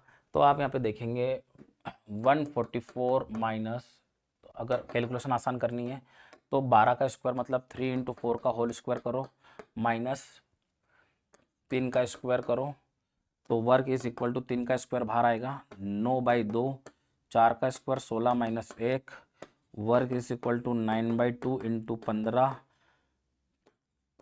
हो जाएगा 7.5। आप देखो अगर मैं 7 का गुना करता 63 आता, तो 63 में 4.5 और जोड़ देंगे तो 7.5 हो जाएगा, तो इट इज़ 67.5। क्या करा मैंने, 9 7 जा 63, 63 और 9 का 0.5 4.5 होता है, तो 63 प्लस 4.5 67.5 इज द आंसर, ठीक है ना। अप्रॉक्सीमेशन से भी अगर नेगलेक्ट करें तो ये तो हो नहीं सकता, ये कम थोड़ी होगा, ठीक है। चलो now a block of mass 25 kg is pulled along A horizontal surface by force, 25 kilo का द्रव्यमान है, अभी m मान लेते हैं इसको अपन, ठीक है ना। को एक गुटके को 36 से थीटा एंगल मान लेते हैं, अनुदिशक बल पर खींचा जाता है, गुटके और घर्षण गुणांक दे रखा है म्यू, गुटका एक समान वेग से गति करता है और गुटके के 5 मीटर विस्थापन के दौरान आरोपित बल द्वारा किया गया कार्य 5 मीटर, ठीक है, ये आरोपित बल F मान लेते हैं। तो ये हो जाएगा आपका F cos थीटा, ये हो जाएगा आपका F sin थीटा, नॉर्मल भी आपका ऊपर लगेगा नीचे लगेगा mg, तो normal plus F sin theta will be your mg, तो normal is equal to mg minus F sin theta, ठीक है। अब अगर F cos थीटा ये बॉडी चलेगी नियत वेग से तो काइनेटिक फ्रिक्शन लगेगा पीछे, और m इंटू है चूँकि नियत वेग से ले तो ये 0 हो जाएगा, यानी कि F cos theta should be equal to F के, और एफ के जो है वो हो जाएगा कितना, म्यू के टाइम्स नॉर्मल रिएक्शन आपका हो गया M G minus F sine theta, ये इधर आ जाएगा, F common cos theta plus mu K sine theta is equal to M G, तो ये फोर्स हो गया आपका M G by cos theta plus mu K sine theta, ये फोर्स हो गया, वर्क हो जाएगा force into displacement into cos 45 cos theta, ठीक है ना, force into displacement to cos theta होता है ना कॉस थीटा, तो वर्क इज इक्वल टू, अब इसकी वैल्यू निकाल लेते हैं, मास कितना दे रखा है 25, जी कितना दे रखा है 9.8 ले लेते हैं, 10 ही ले लो, कॉस 45 1/√2 बाहर निकाल लो, 1 प्लस कितना दे रखा 0.25, तो इट इज 1.25, ठीक है ना। ये हो गया मामला यहाँ तक का, ठीक है। फोर्स आ गया, फोर्स कितना हो गया 250 बाई 1/√2 1.25 इंटू डिस्प्लेसमेंट 5 कॉस 45 1/√2, तो 1/√2 से 1/√2 को उड़ा दिया जाएगा। Work is equal to 250 into 500/125, ये हो गया 2 बार। कुछ गलत किया है क्या? एक मिनट देख लेते हैं। F cos theta minus F के बराबर एम है, ये इसके बराबर हो गया। म्यू के, एक गलती यहाँ पर हो गई, म्यू के का मल्टीप्लाई यहाँ नहीं हुआ, म्यू के का मल्टीप्लाई यहाँ भी होगा तो यहाँ पर भी आएगा, म्यू के का मल्टीप्लाई यहाँ भी होगा तो यहाँ पर भी आएगा कितना, 0.25। ठीक है ना, तो इसको फिर से कर लेते हैं यहाँ पर अपन। ठीक है ना, तो जैसे यहाँ पर 0.25 जब आएगा, समझ रहे हैं क्या हुआ? देखो यहाँ पर जब म्यूके का यहाँ मल्टीप्लाई किया, यहाँ भी मल्टीप्लाई किया, ये इधर आ गया तो यहाँ म्यूके रहेगा ना। तो अब इसको उड़ा देते हैं यहाँ से अपन। 25 एक बार, 25 5 बार, 5 ये भी 5 बार, तो ये हो गया 50/1/√2, यानी कि 50√2। ये हो गया force. Now work is equal to force मतलब 50√2 इंटू डिस्प्लेसमेंट, और दोनों में भी एंगल cos 45 1/√2, ये से कट गया, वर्क आ गया 250 जूल। अगर जी को 9.8 ले लेता मैं तो 245 आ जाता। Is that clear? नेक्स्ट सवाल देखिए आप। Bob of heavy mass m is suspended by a lead string of length L. The bob is given a horizontal velocity v0 as shown in figure. The string slacks at point P. P point पर string slack हो रही है, मतलब यहाँ पे tension क्या हो जाएगा, 0 हो जाएगा। ठीक है ना, देखो यहाँ पर क्या बन रही है, P पॉइंट पे शिथिल पड़ जाती है, v0 वेग दिया गया है। तो यहाँ पर क्या बोला गया, the ratio of speed v of the bob at p। यहाँ पर जो स्पीड है वो v है, यहाँ पर जो स्पीड v है वो v0 है, तो आपको निकालना है v/v0। क्या निकालना है आपको? रेशियो बताना है स्पीड का। ठीक है ना, तो कोई दिक्कत वाली बात ही नहीं है। तो यहाँ पर अगर हम देखें तो ये रस्सी ऐसी है, यहाँ पर टेंशन अंदर क्यों लगेगा, TP, यहाँ पे लगेगा mg। अब यहाँ पे देखो थीटा किधर से दिया है, थीटा आपको यहाँ पे क्या लगता है आपका mg, तो ये थीटा यहाँ से दिया हुआ है, ये थीटा है तो ये कितना होगा, 90 माइनस थीटा होगा। ये कितना होगा बेटा, 90 माइनस थीटा। तो यहाँ पर mg, ध्यान से देखना, फिर से बना रहा हूँ। ये रस्सी यहाँ पर दी हुई है, mg लगेगा नीचे, आपको थीटा यहाँ से दिया हुआ है, तो ये हो जाएगा 90 माइनस थीटा। ये वाला कौन हो जाएगा, 90 माइनस थीटा, तो ये हो जाएगा mg cos 90 माइनस थीटा। यहाँ पे लगेगा आपका TP। ठीक है, तो टुवर्ड सेंटर फोर्स जो है वो क्या हो गया, TP plus mg cos 90 minus theta will become now sine theta is equal to mvp²/L। Now शिथिल पड़ जाएगी, स्लैक हो जाएगी, टेंशन 0 हो जाएगा, तो यहाँ से आपका m से m कट जाएगा, तो GL इज इक्वल टू हो जाएगा vp²/sin थीटा। ठीक है, G इंटू एल की वैल्यू हो जाएगी vp², किसी भी फॉर्मूले के अंदर GL नहीं दिख रहा है, मतलब किसी भी फॉर्मेट के अंदर, तो अपन ने GL की वैल्यू यहाँ से निकाल ली। GL बराबर हो गया है ना vp²/sin थीटा। अब हम यहाँ पर लगा देंगे यांत्रिक ऊर्जा संरक्षण, मैकेनिकल एनर्जी इनिशियल बराबर mechanical energy final, kinetic energy initial plus potential energy initial is equal to kinetic energy final plus potential energy final. Kinetic energy initial kinetic energy कितनी है, हाफ mv0², इसी का रेफरेंस मान लेंगे, तो potential हो जाएगी 0, वहाँ पे हो जाएगी हाफ mvp² प्लस ये लेंथ L है, तो ये वाली लेंथ ये L है, तो ये वाला कंपोनेंट L साइन थीटा हो जाएगा, तो L plus L sine theta, तो it is mgl 1 plus sine theta हो जाएगा ये। ठीक है ना, तो पूरे में से हम क्या करेंगे, पूरे में से हम m और m काट देंगे, पूरे में 2 का मल्टीप्लाई भी कर देंगे, तो v0² is equal to vp² plus 2gl 1 plus sine theta, तो it is v0² plus GL की वैल्यू पुट ऑन कर देते हैं, तो it is vp² sine theta into 1 plus sine theta. इसको सॉल्व करके आप आंसर निकाल देंगे। ठीक है ना, मुझे क्या निकालना है, मुझे v/v0 यानी कि vp/v0 निकालना है। मैंने vp मान रखा उसको, तो पूरे को भाग दे देंगे अपन कितने से, v0 से भाग दे दो, तो यहाँ बचेगा 1 v0 के स्क्वायर से, तो यहाँ बचेगा vp/v0 जो कि हमको निकालना भी है, vp/v0 का होल स्क्वायर प्लस 2, है ना, यहाँ पे vp का, यहाँ पे v0 का भाग दे दिया, यहाँ पे भी कितना हो जाएगा vp/v0, है ना। यहाँ पर अपन ने वी नॉट का भाग दे दिया, यहाँ पे वी नॉट हो जाएगा V P by we not का whole square 1 plus sine theta by sine theta. तो सॉल्व करके आंसर मिलेगा, ठीक है ना।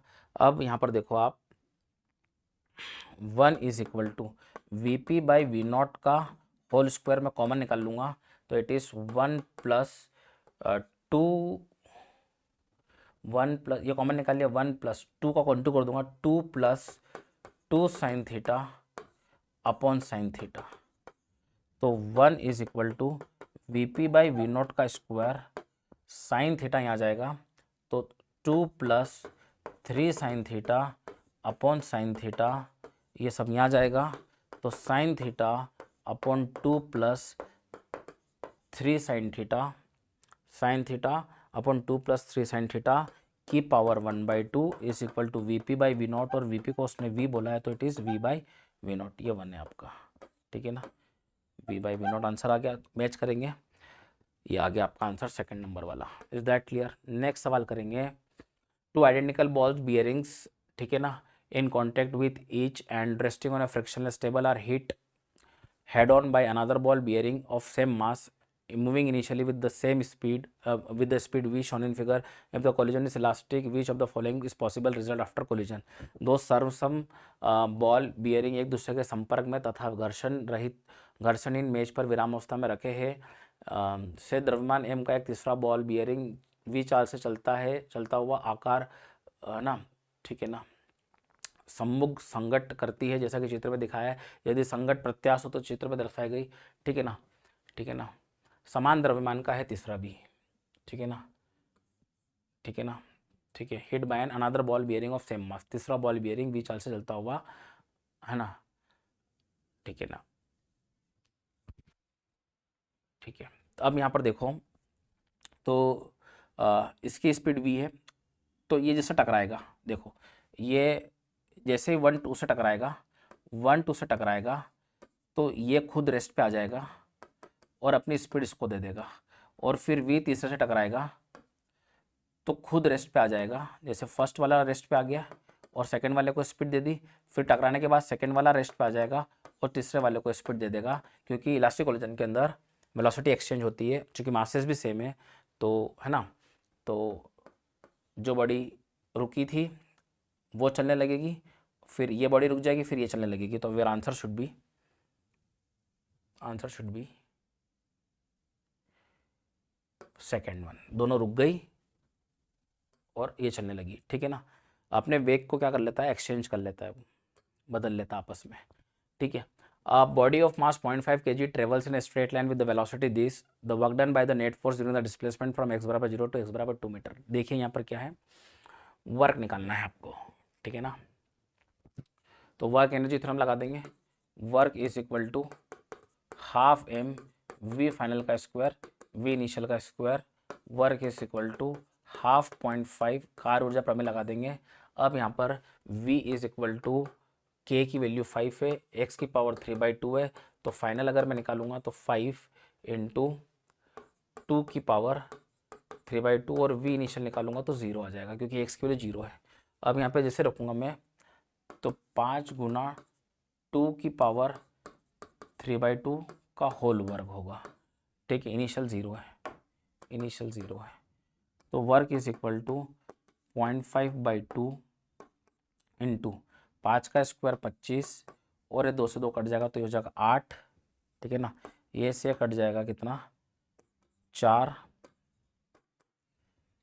100 0.5 इंटू 100, तो इट इज़ 50 जूल, ये आपका आंसर आ जाएगा। नेक्स्ट देखते हैं, two inclined frictionless tracks are one gradual and one steep, ये अलग अलग एंगल पे दिए हुए हैं, दो अपने को अलग अलग कोण पे दिए हुए हैं, ठीक है। अपन यहाँ पर क्या कर रहे हैं, दो स्टोन को ऐसे छोड़ रहे हैं, तो अपने को यहाँ पे बताना है कि दोनों का स्पीड और टाइम क्या रहेगा। तो अपन यहाँ पर देखते हैं कि मैं एनर्जी कंजर्वेशन लगाता हूँ ए और इनिशियल और फाइनल, तो ये काइनेटिक एनर्जी इनिशियल हो जाएगा आपका, ये पोटेंशियल एनर्जी इनिशियल हो जाएगा, kinetic energy final plus potential energy final.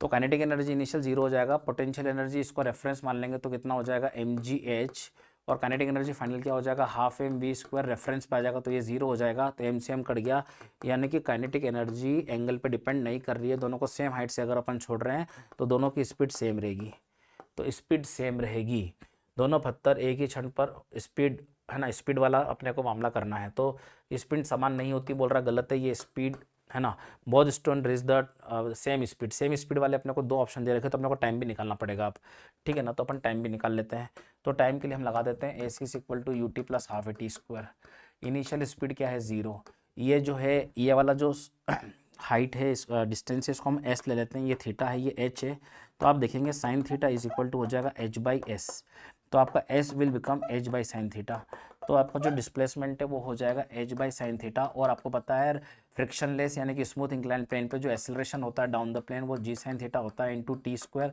तो आपका जो टाइम है वो हो जाएगा 2h/g sin स्क्वायर थीटा का अंडर रूट, तो time is equal to 1/sin theta into root over of 2h/g, दोनों पार्टिकल्स के लिए ये चीज़ें सेम हैं। अब यहाँ पर देखो θ2 यहाँ पर ज़्यादा है, θ2 ज़्यादा है, θ1 कम है, तो sin θ2 ज़्यादा रहेगा, sin θ1 कम रहेगा, अगर ये ज़्यादा है तो ये कम रहेगा, तो T2 का टाइम कम रहेगा, T1 का टाइम ज़्यादा रहेगा, मतलब T2 जल्दी आ जाएगा, तो T2 जल्दी आएगा, मतलब सेकेंड वाला पार्टिकल अर्लियर आएगा, stone 2 reaches the bottom earlier with the same speed, तो आपका आंसर थर्ड हो जाएगा। नेक्स्ट सवाल देखते हैं, काइनेटिक एनर्जी अपने को दे रखी है, गतिज ऊर्जा का फलन दे रखा अपने को, ठीक है, गतिज ऊर्जा क्या होती है, हाफ एम वी स्क्वायर, गतिज ऊर्जा क्या होती है, half m v square is equal to a s square, अपने को बोला है बल निकालना है, गतिज ऊर्जा है ना नियत नहीं है, गतिज ऊर्जा नियत नहीं है, मतलब यहाँ पर 2 बल होंगे, स्पर्शी टेंजेंशियल और सेंट्रीपिटल दोनों होंगे, तो यहाँ पर हम एम वी स्क्वायर है ना, आर का यहाँ पे भाग दे देते हैं, 2 को यहाँ पहुँचा देते हैं, तो यहाँ भी आर का भाग देंगे, तो ये आपका सेंट्रीपिटल फोर्स तो आ गया 2a स्क्वायर बाई आर। अब यहाँ पे देखेंगे जैसा आपने यहाँ पर देखा है v इज इक्वल टू 2, ये आर से आर कट गया, 2a square by m root, तो v is equal to root 2am into s, तो अगर मैं यहाँ पर इसको dv/ds निकालता हूँ तो dv/ds constant as it is रहेगा और s का 1 हो जाएगा। नाउ स्पर्शित त्वरण जो हो जाएगा वह v dv/ds हो जाएगा, तो v जो है वो आपका v जो है वो ये है, तो इट इज़, अब देखो इन दोनों का गुणा अगर मैं करता हूँ तो ये रूट हट जाएगा, तो 2s और इंटू एस आ जाएगा, और अगर मैं बल निकालता हूँ द्रव्यमान का गुणा कर दूंगा तो इट इज़, है ना, ठीक है ना, ये m भी है नीचे, s नहीं है ये। अब यहाँ पे देखेंगे आप ये 2am है, तो मैं द्रव्यमान का गुणा करूँगा तो द्रव्यमान हट जाएगा, मतलब द्रव्यमान का यहाँ गुणा कर दूंगा तो ये ft बन जाएगा, तो ये fs और ft आ चुका है, तो जो परिणामी बल होता है वह होता है fc square plus ft square, तो ये कितना है, fc स्क्वायर कितना है 2as इंटू एस कर दूँ अपॉन आर का होल स्क्वायर, प्लस वो कितना है 2as का होल स्क्वायर, तो ये 2as का होल स्क्वायर और 2as का होल स्क्वायर यहाँ से बाहर आ जाएगा, यहाँ भी 2as है ये वाला, तो ये वाला बाहर आ जाएगा, तो बाहर 2as आएगा, root over of s square by s square plus 1, तो ये आपका आंसर आ जाएगा, ये वाला आपका सही आंसर होगा। नेक्स्ट हम देखते हैं, body P having mass m moving at the speed v, है ना, has head on collision elastically with another body q having mass m initially at rest if m is very very less than, अब आप यहाँ पे देखो body p है जिसका मास ज़्यादा है, बॉडी q है जिसका मास कम है, कैपिटल M है, ये स्मॉल m है, इलास्टिक कॉलिजन हो रहा है, कौन सा हो रहा है कॉलिजन, प्रत्याश रूप से टकरा रहे हैं, ठीक है ना, तो और ये वाला इनिशियली रेस्ट पर है, ठीक है ना, ये जा रहा है u से, तो आपको बतानी है कि जो ये 2u है, ये जो q, ये जो p है और ये जो q है, तो ये टकराने के बाद ये m है और ये p है और ये q है, तो इसकी स्पीड 2u होगी ऐसा बताना है ना, मैक्सिमम 2u होगी ऐसा बताना, अधिकतम कितनी होगी 2u होगी, तो हम यहाँ पर सेकेंड बॉडी की स्पीड निकालते हैं, तो v2 का जो फॉर्मूला है वह है 2m1 upon m1 plus m2 into u1 vector plus m2 minus m1 upon m1 plus m2, है ना, इलास्टिक कोलिजन के अंदर। u2 सेकेंड बॉडी रेस्ट पे है तो इनिशियली रेस्ट पे है, तो v2 vector is equal to 2, ये कितना है कैपिटल M, ये क्या है capital M plus small m, है ना, और ये क्या हो गया u1 वेक्टर बिकम्स u1। अब यहाँ पर देखो इसका मास बहुत कम है, इसका मास नेग्लिजिबल मान लेते हैं, तो m से m कट जाएगा, तो इसकी नियरली स्पीड 2u होगी। एक्चुअली ये m नेग्लिजिबल नहीं होता तो यह स्पीड 2u से कम होती, मतलब this is the maximum speed 2u, ये मैक्सिमम होगी, इससे कम ही होगी लेकिन ये मैक्सिमम है, ठीक है ना। तो आप समझ गए during elastic collision the momentum and kinetic energy, elastic collision के अंदर मोमेंटम काइनेटिक एनर्जी दोनों संरक्षित रहते हैं, है ना, दोनों संरक्षित रहते हैं, ये दोनों, तो अपना कथन एक सही हो गया, ठीक है। Now a spherical ball of mass m1 mass का एक बॉल है, collides head on with another ball of mass m2 at rest, m2 है ये जो कि रेस्ट पर है, ठीक है ना। इलास्टिक कोलिजन हो रहा है, the fraction of kinetic energy loss by m1, ये बॉडी A है, ये बॉडी B है, टकराने के बाद ये बॉडी A है, m1 मास है, ये बॉडी B m2 मास है। अब टकराने के बाद इसकी स्पीड v1 हो जाती है, इसकी स्पीड v2 हो जाती है, जितनी इसकी स्पीड होगी क्योंकि ये रुका था, जितनी स्पीड इसकी अभी है वो किसने दी इसको, इसने दी है, ये u1 है और ये u2 है, चलो ये तो u2 0 ही है, तो जितनी स्पीड b के पास गई है वो किसने दी, उसको a ने दी, तो a की स्पीड जो लॉस हुई है वो b की स्पीड के गेन के बराबर है, तो b की स्पीड कितनी है, तो b की स्पीड का फॉर्मूला भी हमने देखा था 2m1 upon m1 plus m1 plus m2 into u1, और पीछे वाला फैक्टर जीरो हो जाएगा क्योंकि सेकेंड बॉडी तो रेस्ट पे ही है, तो यहाँ पर u2 होता तो जीरो ही हो गया, ठीक है ना। तो v2 is equal to 2m1 upon m1 plus m2 into u1, ये आपकी वेलोसिटी सेकेंड बॉडी की है, और जो वेलोसिटी सेकेंड बॉडी की है वही वेलोसिटी लॉस बाय 1 है। m1 ने जो लॉस करी वो क्योंकि इसके पास थी नहीं एनर्जी, जो भी एनर्जी गई इसके पास, जो भी स्पीड गई इसके पास वो इसकी लॉस हुई है तो उसने गेन करी है, ठीक है ना। तो ये स्पीड गेन आ गया इसका और इसका स्पीड लॉस आ गया, ठीक है ना। तो अपने को निकालना है फ्रैक्शन ऑफ काइनेटिक एनर्जी, तो कितनी काइनेटिक एनर्जी इसके पास आ गई, तो काइनेटिक एनर्जी का फॉर्मूला क्या है, हाफ mv2 स्क्वायर, तो kinetic energy loss by m1 आ जाएगा ये, ठीक है। तो it is half m2 4m1 square u1 square upon m1 plus m2 का होल स्क्वायर, ठीक है। तो ये हो जाएगा 2m1 स्क्वायर, चलो ये आगे इतना ही लिखो इसको, ठीक है। ये लॉस आ गया, मुझे फ्रैक्शन निकालना है, तो उसके पास इनिशियल एनर्जी कितनी थी, इतनी थी, और ये उसकी एनर्जी लॉस हो गई, तो लॉस अपॉन इनिशियल आपका क्या आ जाएगा, फ्रैक्शन आ जाएगा। तो उसको लिख देते हैं यहाँ पर 2m1 स्क्वायर u1 स्क्वायर, ठीक है, 2m1 square u1 square m2 upon m1 plus m2 का होल स्क्वायर डिवाइडेड बाई इसकी इनिशियल एनर्जी क्या है, हाफ m1 u1 स्क्वायर, ठीक है ना। क्या किया यहाँ पर, हाफ m2 v2 का होल स्क्वायर किया, चलो ठीक है, बढ़िया है। नाउ अपन यहाँ पर क्या करते हैं, सो सॉल्व कर लेते हैं। ये एक m1 से एक m1 को उड़ा दिया, u1 स्क्वायर से u1 स्क्वायर को उड़ा दिया, ठीक है, 2 ये ऊपर चले गया, तो it is 4m1 m2 upon m1 plus m2 का होल स्क्वायर, ये आंसर आपका आ गया, ठीक है ना। अगला सवाल देखते हैं बेटा, ठीक है ना।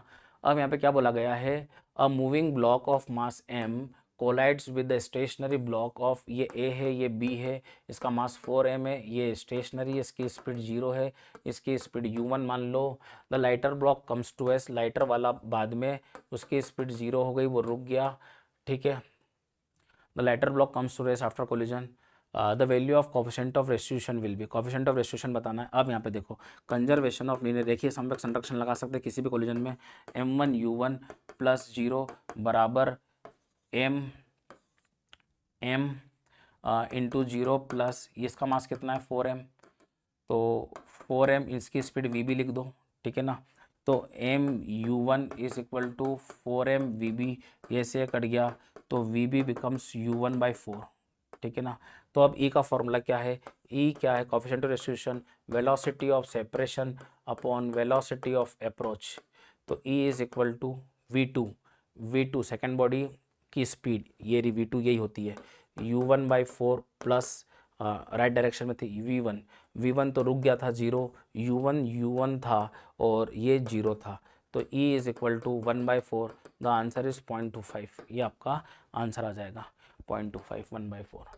ठीक है, प्रत्यावस्था गुणांक निकालना था। नेक्स्ट सवाल देखेंगे, two masses m1 and m2, two masses है m1 और m2 moving with velocity v1 and v2 विपरीत दिशा में चल रहे हैं, ठीक है ना, ठीक है ना। After collision m1 and m2 move with the velocity, m1 की वेलोसिटी v2 और इसकी वेलोसिटी v1 हो जाएगी, तो v2/v1 का रेशियो बताना है। तो आप यहाँ पे देखिएगा, आप यहाँ पे देखेंगे, ठीक है ना, तो m1 v1 minus m2 v2 is equal to, अब आप देखो यहाँ पर सिंपल सी चीज़ है कि ये अगर, है ना, टकरा रहे हैं और ये वेलोसिटीज़ दे रखी है, तो डायरेक्शन भी डायरेक्शन के साथ एक्सचेंज होगी, ये है ना, क्या बोला है, ठीक है ना, विद वेलोसिटी v2। तो यहाँ पर जो है m1 वाला v2 से इधर जाएगा और m2 वाला v1 से इधर जाएगा, ठीक है ना।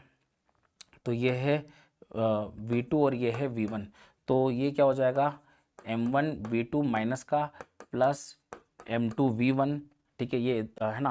अब यहाँ पर क्या कर लेंगे अपन, v1 वाले को साथ में लेके आ जाएंगे, m1 माइनस m2 v1 बराबर m2 minus m1 m2 minus m1 m2 minus m1 v2, ठीक है।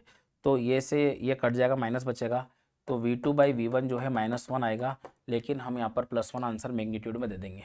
Is that clear? नेक्स्ट सवाल देखते हैं, which one of the following statement is correct. In elastic collision के अंदर काइनेटिक एनर्जी कंजर्व नहीं रहती है, अप्रत्यास्थ संघटक में गतिज ऊर्जा संरक्षित नहीं रहती, तो ये गलत हो गया। In elastic collision momentum is conserved and kinetic energy is not conserved, ये बिल्कुल सही है। इलास्टिक के अंदर momentum conserve, kinetic energy is not conserved, ये भी गलत हो गया, काइनेटिक कंजर्व रहती है। इन इलास्ट मोमेंटम कंजर्व नहीं रहता, मोमेंटम कंजर्व रहता है, ठीक है ना। तो ये सवाल आंसर आ जाएगा आपका कौन सा, सेकेंड वाला। अप्रत्यास्थ के अंदर संवेग संरक्षित रहता है लेकिन गतिज ऊर्जा संरक्षित नहीं रहती, ठीक है। A sphere p of mass m, एक स्फीयर p है जिसका मास m है, moving with the velocity v1 undergoing oblique collision, ठीक है, विद एन आइडेंटिकल स्फीयर, इसका मास भी m हो गया, ये रेस्ट पे है, ऑब्लिक कोलिजन हो रहा है, तो ये टकरा के इधर जाएगा p वाला और q वाला टकरा के इधर जाएगा। और आपको पता है इन दोनों के बीच में जो एंगल होता है वो 90 डिग्री होता है। ये क्वेश्चन कम कॉन्सेप्ट है जो कि आपको क्लास में कराया गया है, तो ये आंसर आपका 90 डिग्री आएगा। Is that clear? तो क्या बोल रहा है, a ball falls under gravity from a height 10 metre, ground को रेफरेंस मान लेते हैं, स्पीड दी है u, उसने प्रारंभिक वेग दिया है u, 10 मीटर ऊंचाई से गिर रही है, ठीक है ना। It collides with the ground, ground से कोलाइड कर रही है और कोलाइड करने के बाद अपनी 50% एनर्जी लॉस कर रही है और फिर सेम हाइट पर पहुंच रही है, ऐसा बोला गया है, rises back to same height. तो यहाँ पर आके फिर से स्पीड 0 हो जाएगी। अब यहाँ पर देखो कि कोलिजन के दौरान एनर्जी का लॉस हो रहा है ना, कोलिजन के दौरान एनर्जी का लॉस हो रहा है, लेकिन हवा में कोई एनर्जी का लॉस नहीं हो रहा है। तो यहाँ पर ए नाम दे दो, इसको बी नाम दे दो, इसको अपन सी नाम दे दो, इसको अपन डी नाम दे दो। तो आप देखोगे जो ए पर मैकेनिकल एनर्जी है वह कितनी है, ½ mu², इसको रेफरेंस माना तो कितना है mg10। तो मैकेनिकल एनर्जी तो हमेशा कंजर्व रहेगी, ड्यूरिंग कोलिजन लॉस होगी, पर ए और बी में तो कोई लॉस नहीं होगा, तो वही मैकेनिकल एनर्जी बी पे भी रहेगी। यांत्रिक ऊर्जा यहाँ पे भी वही रहेगी, कितनी रहेगी, ½ mu² प्लस mg10। ध्यान से समझना, अब यहाँ पे 50% लॉस हो गई तो इसका हाफ हो जाएगी, तो मैकेनिकल एनर्जी सी में हाफ का गुणा करेंगे तो यहाँ पर कितना आ जाएगा, हाफ का गुणा करेंगे तो ये 1/4 mu² हो जाएगा प्लस mg10 हो जाएगा। ध्यान से देखना, तो यहाँ पर जब जाएगा तो मैकेनिकल एनर्जी जो डी पे हो जाएगी वो कितनी हो जाएगी, 1/4, यहाँ पर कोई लॉस नहीं होगा, 1/4 mu² प्लस mg10। यहाँ तक समझ में आ गया आपको? तो मैकेनिकल जो सी पे रहेगी वही डी पे रहेगी, यहाँ से यहाँ में लॉस हो गया। अब डी पे जाके वो डी तक पहुँच पा रही है, मतलब डी पे जाके वो रुक रही है, तो एक्चुअली तो मैकेनिकल एनर्जी डी पर जो है सिर्फ और सिर्फ डी पर जो मैकेनिकल एनर्जी है वो काइनेटिक तो 0 है, पोटेंशियल कितना है, mg10 है।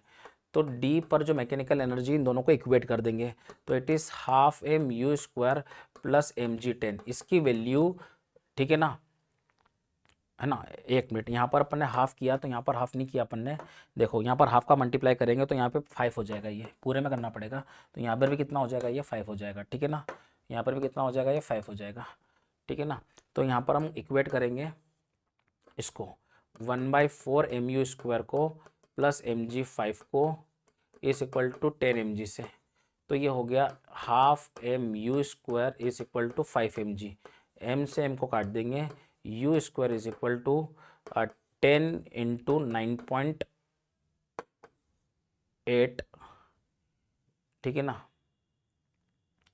तो कितना हो जाएगा ये 1/4 है, ये 1/4 है, ठीक है ना। ये कितना है 1/4 है। तो यहाँ पर आप u² इज इक्वल टू कितना हो जाएगा, u² is equal to 420 into 9.8, तो u² is equal to 196, u becomes 14 metre पर सेकेंड। ये आपका आंसर आ जाएगा, ठीक है ना। ठीक है, नेक्स्ट सवाल देखते हैं।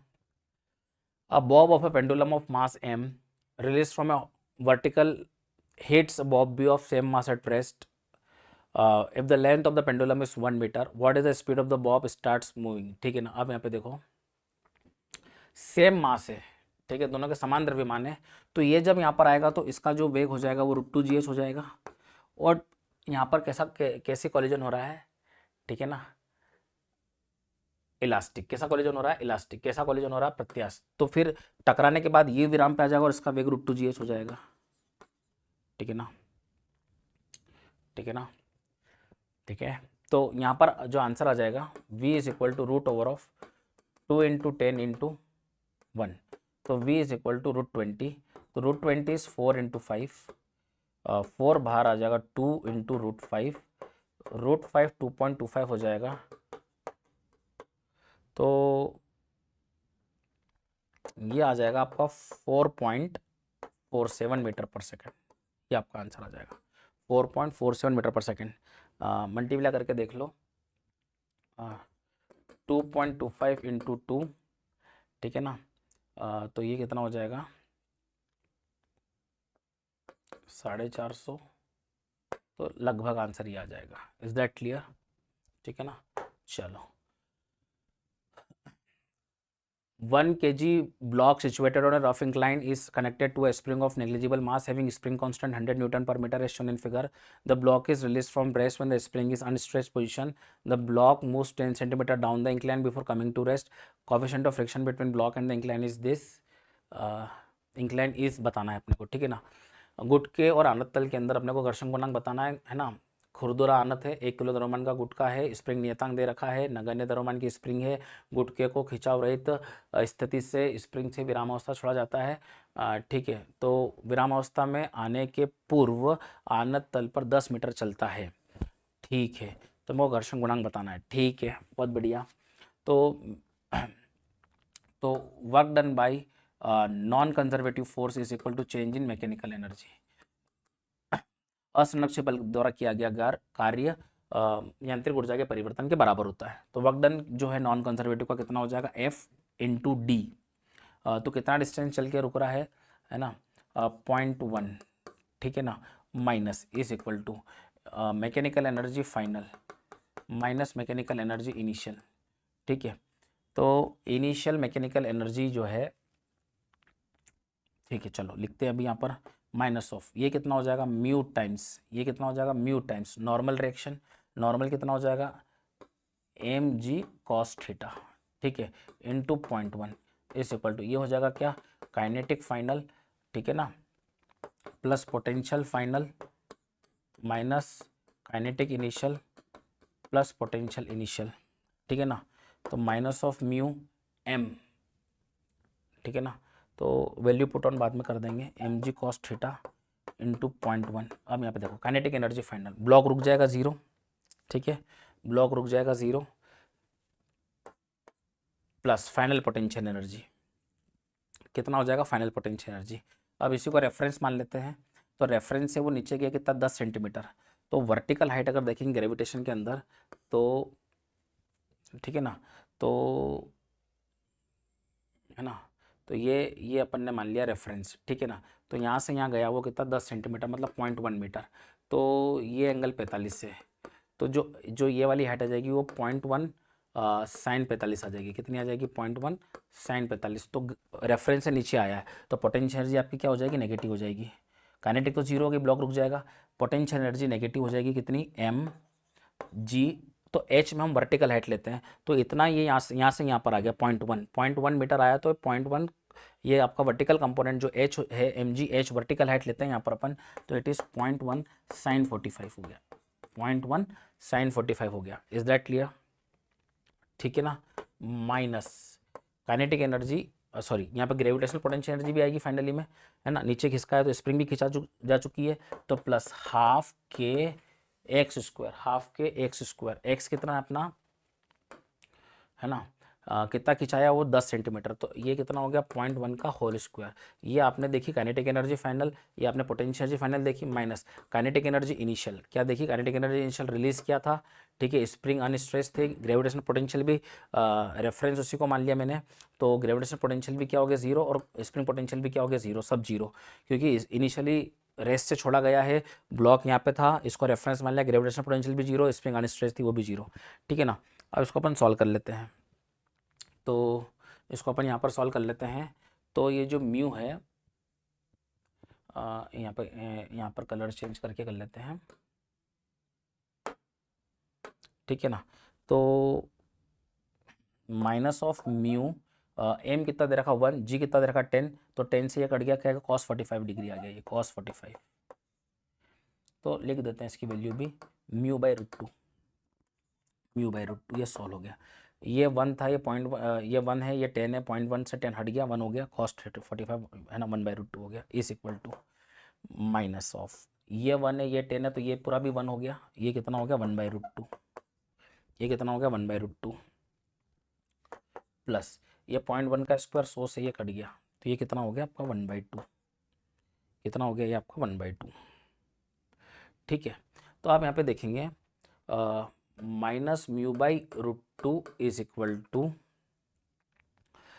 ये होता है 0.7, है ना, ये जो है ना ये होता है 1 बाई रूट टू 0.707, ठीक है, ये माइनस का है, प्लस ये होता है 0.5, तो minus mu by root two अगर मैं देखूँ तो मैं 0.7 ही अगर मानता हूँ तो इट इज़ माइनस ऑफ 0.2, तो माइनस माइनस कट जाएगा, तो म्यू बिकम्स 0.2 इंटू 1.414, तो ये 2 पॉइंट, सॉरी हाँ पॉइंट, एक और पॉइंट बढ़ जाएगा 0.28 या 0.29 के आसपास आएगा, तो answer should be 0.3।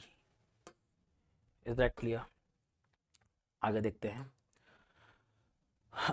A pump on the ground floor of a building can pump a water to fill a tank of volume, ठीक है, तो अपन वॉल्यूम दे रखा है, तो है ना, पानी दे रखा है, तो अपन उसका द्रव्यमान निकालेंगे, तो density is equal to mass upon volume, तो डेंसिटी 10⁻³ kg पर मीटर क्यूब है, मास अपॉन 10⁻, ये कितना दे रखा 30, तो मास जो हो गया वो आपका 3 × 10⁻³ kg हो गया, ठीक है ना, ये मास है।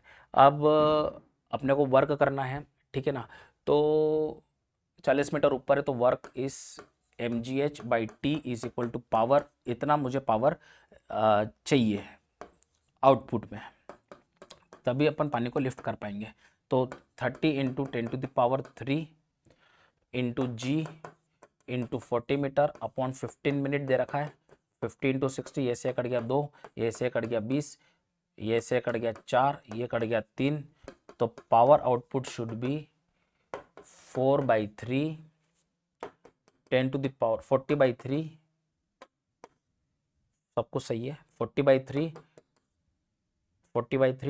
है ना वॉट, ये एनर्जी इनपुट है।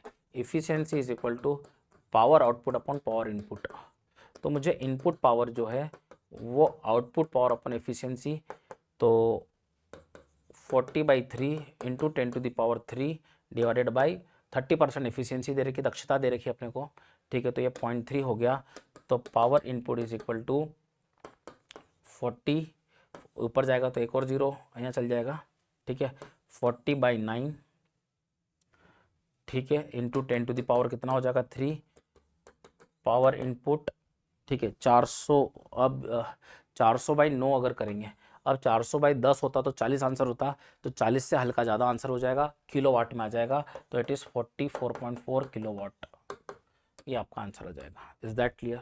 नेक्स्ट सवाल देखते हैं। Water is flowing in a river, ये रिवर है ना, ये उसकी डेप्थ है, तो रिवर फ्लो ऐसे हो रही है, तो ये परपेंडिकुलर वाला जो है ये एरिया लेंगे अपन। तो एरिया कितना हो जाएगा, ये डेप्थ है 5 मीटर, ठीक है ना, विड्थ कितनी 50, तो जो एरिया ऑफ क्रॉस सेक्शन हो जाएगा वो 50 × 5 यानी कि 250 मीटर स्क्वायर हो जाएगा, ठीक है ना। अपने को निकालना है नदी में जल धारा से शक्ति, ठीक है ना। तो power available from the current in the water, तो पावर यहाँ पर जो है वो हो जाएगा रेट ऑफ काइनेटिक एनर्जी। क्या हो जाएगा, power is nothing but d/dt of, अब मूव कर रहा है तो क्या है, उसके पास एनर्जी है, तो एनर्जी की वजह से जो पावर होगी वो लिखेंगे, तो d/dt of kinetic energy which is half mv²। तो v²/2 कॉमन निकाल लेंगे, वेरिएबल मास सिस्टम है dm/dt, और dm/dt आप सब लोग जानते हैं ρ/v होता है, तो यूर पावर का एक्सप्रेशन आ जाएगा ρ/v³/2, ठीक है ना। तो डेंसिटी 10⁻³ है, एरिया 250 है, वेलोसिटी 2 है, तो 8 हो गया, डिवाइडेड बाई 2, ये हो गया कितना 4, पावर इज इक्वल टू ये कितना हो गया 1000 इंटू 10⁻³ वॉट, तो ये 10⁻6 वॉट, इसी को 1 मेगावाट बोलते हैं। हमको मेगावाट में बताना है, मेगावाट में आंसर देना, तो आंसर आ जाएगा 1, ठीक है ना। चलो, a particle in a certain conservative force has a potential energy U। अब कंजर्वेटिव फोर्स होता है, संरक्षी बल होता है -I⁻∇U/del x plus J⁻∇U/del y plus K⁻∇U/del z, ठीक है ना। नाउ कंजर्वेटिव फोर्स निकालना है -I⁻।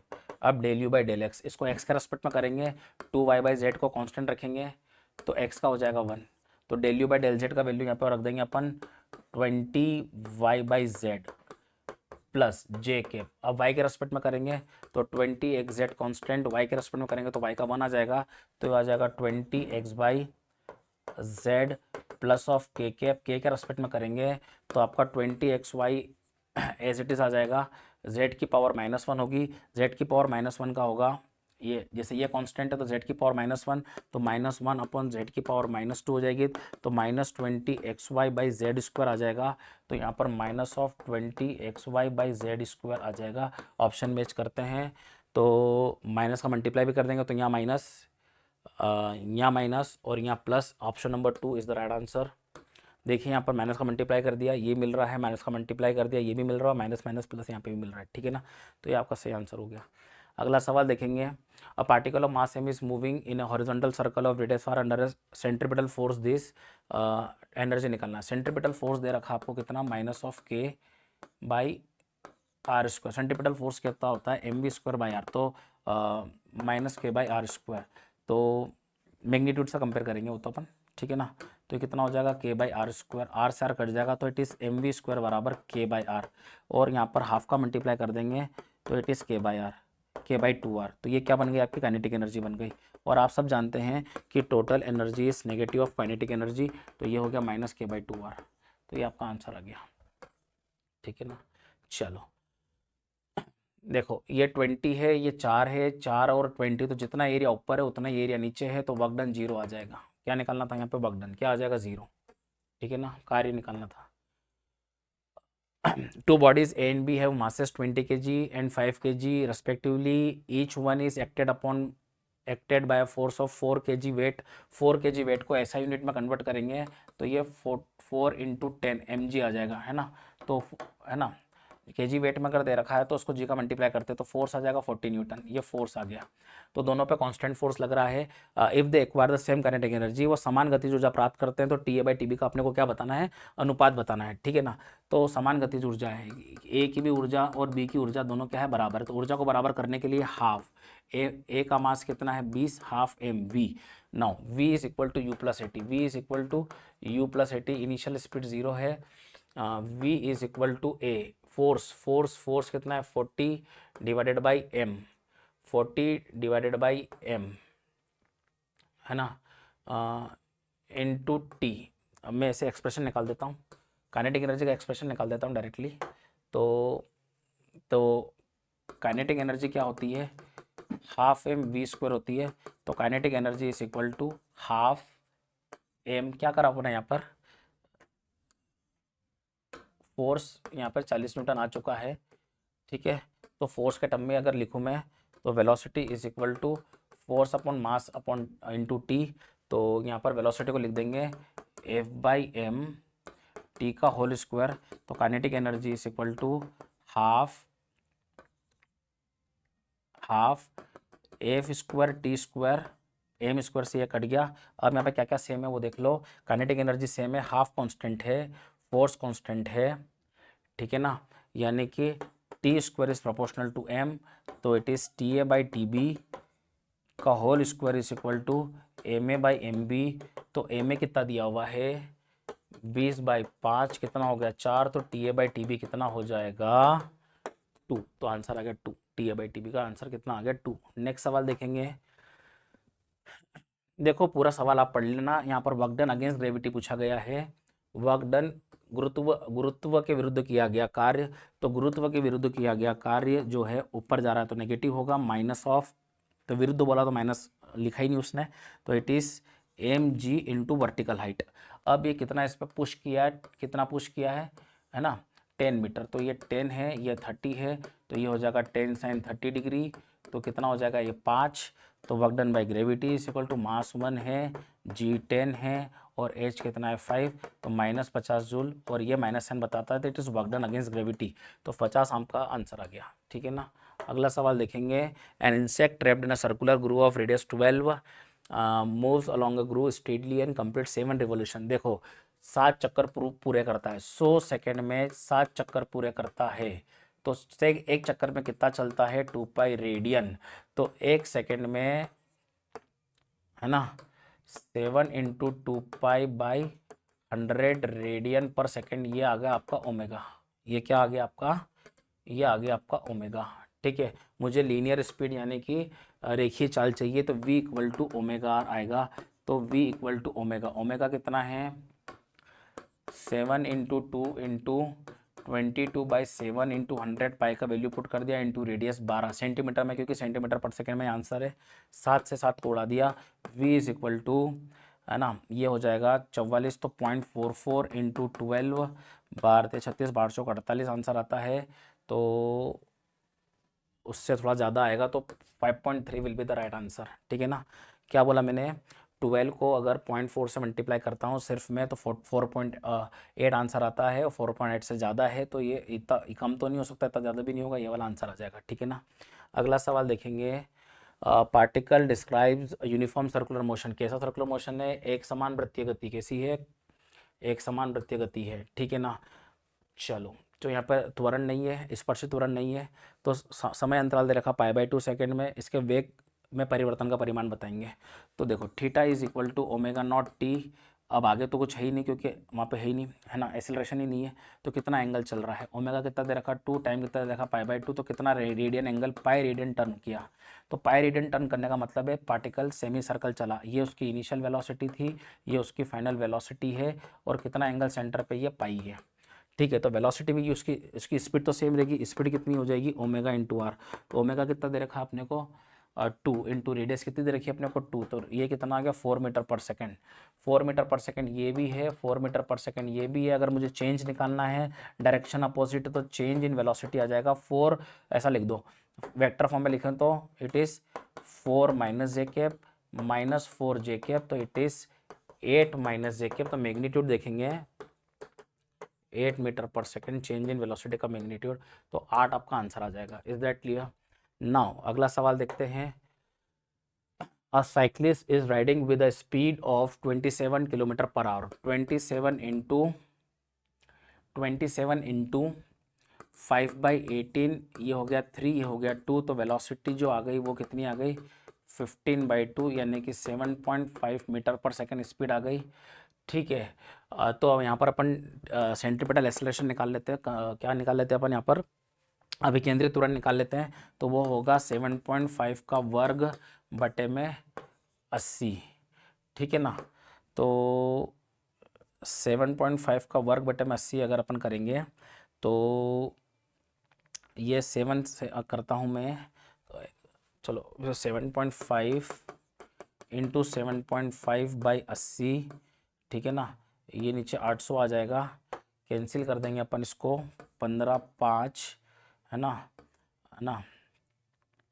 ठीक है ना, 15 से काट देंगे, 5 से काटो, एक काम करो, ये डेसिमल हटा 0, 5 से काटेंगे 15 बार, 5 से काटेंगे तो 5 एक बार 6, 160 हो जाएगा, ठीक है ना।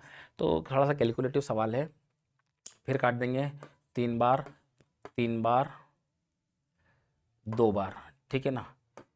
तो अप्रोक्सीमेटली इसको फिर से काट दो आप, लो हटाओ इसको, 7.5 इंटू 3/32, ये आपका सेंटीमीटर एक्सेलरेशन है।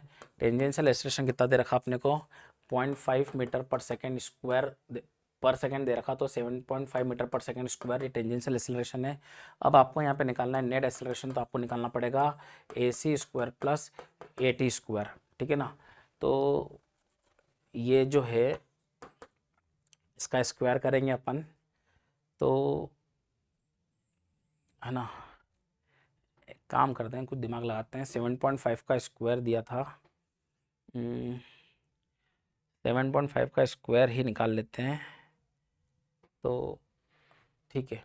तो ये इसको काट दो आप कितनी बार, 11 बार काट दो, तो AC आ जाएगा, इसको 10 बार ही काट दो, तो ये आ जाएगा 0.75, कितना आ जाएगा ये 0.75।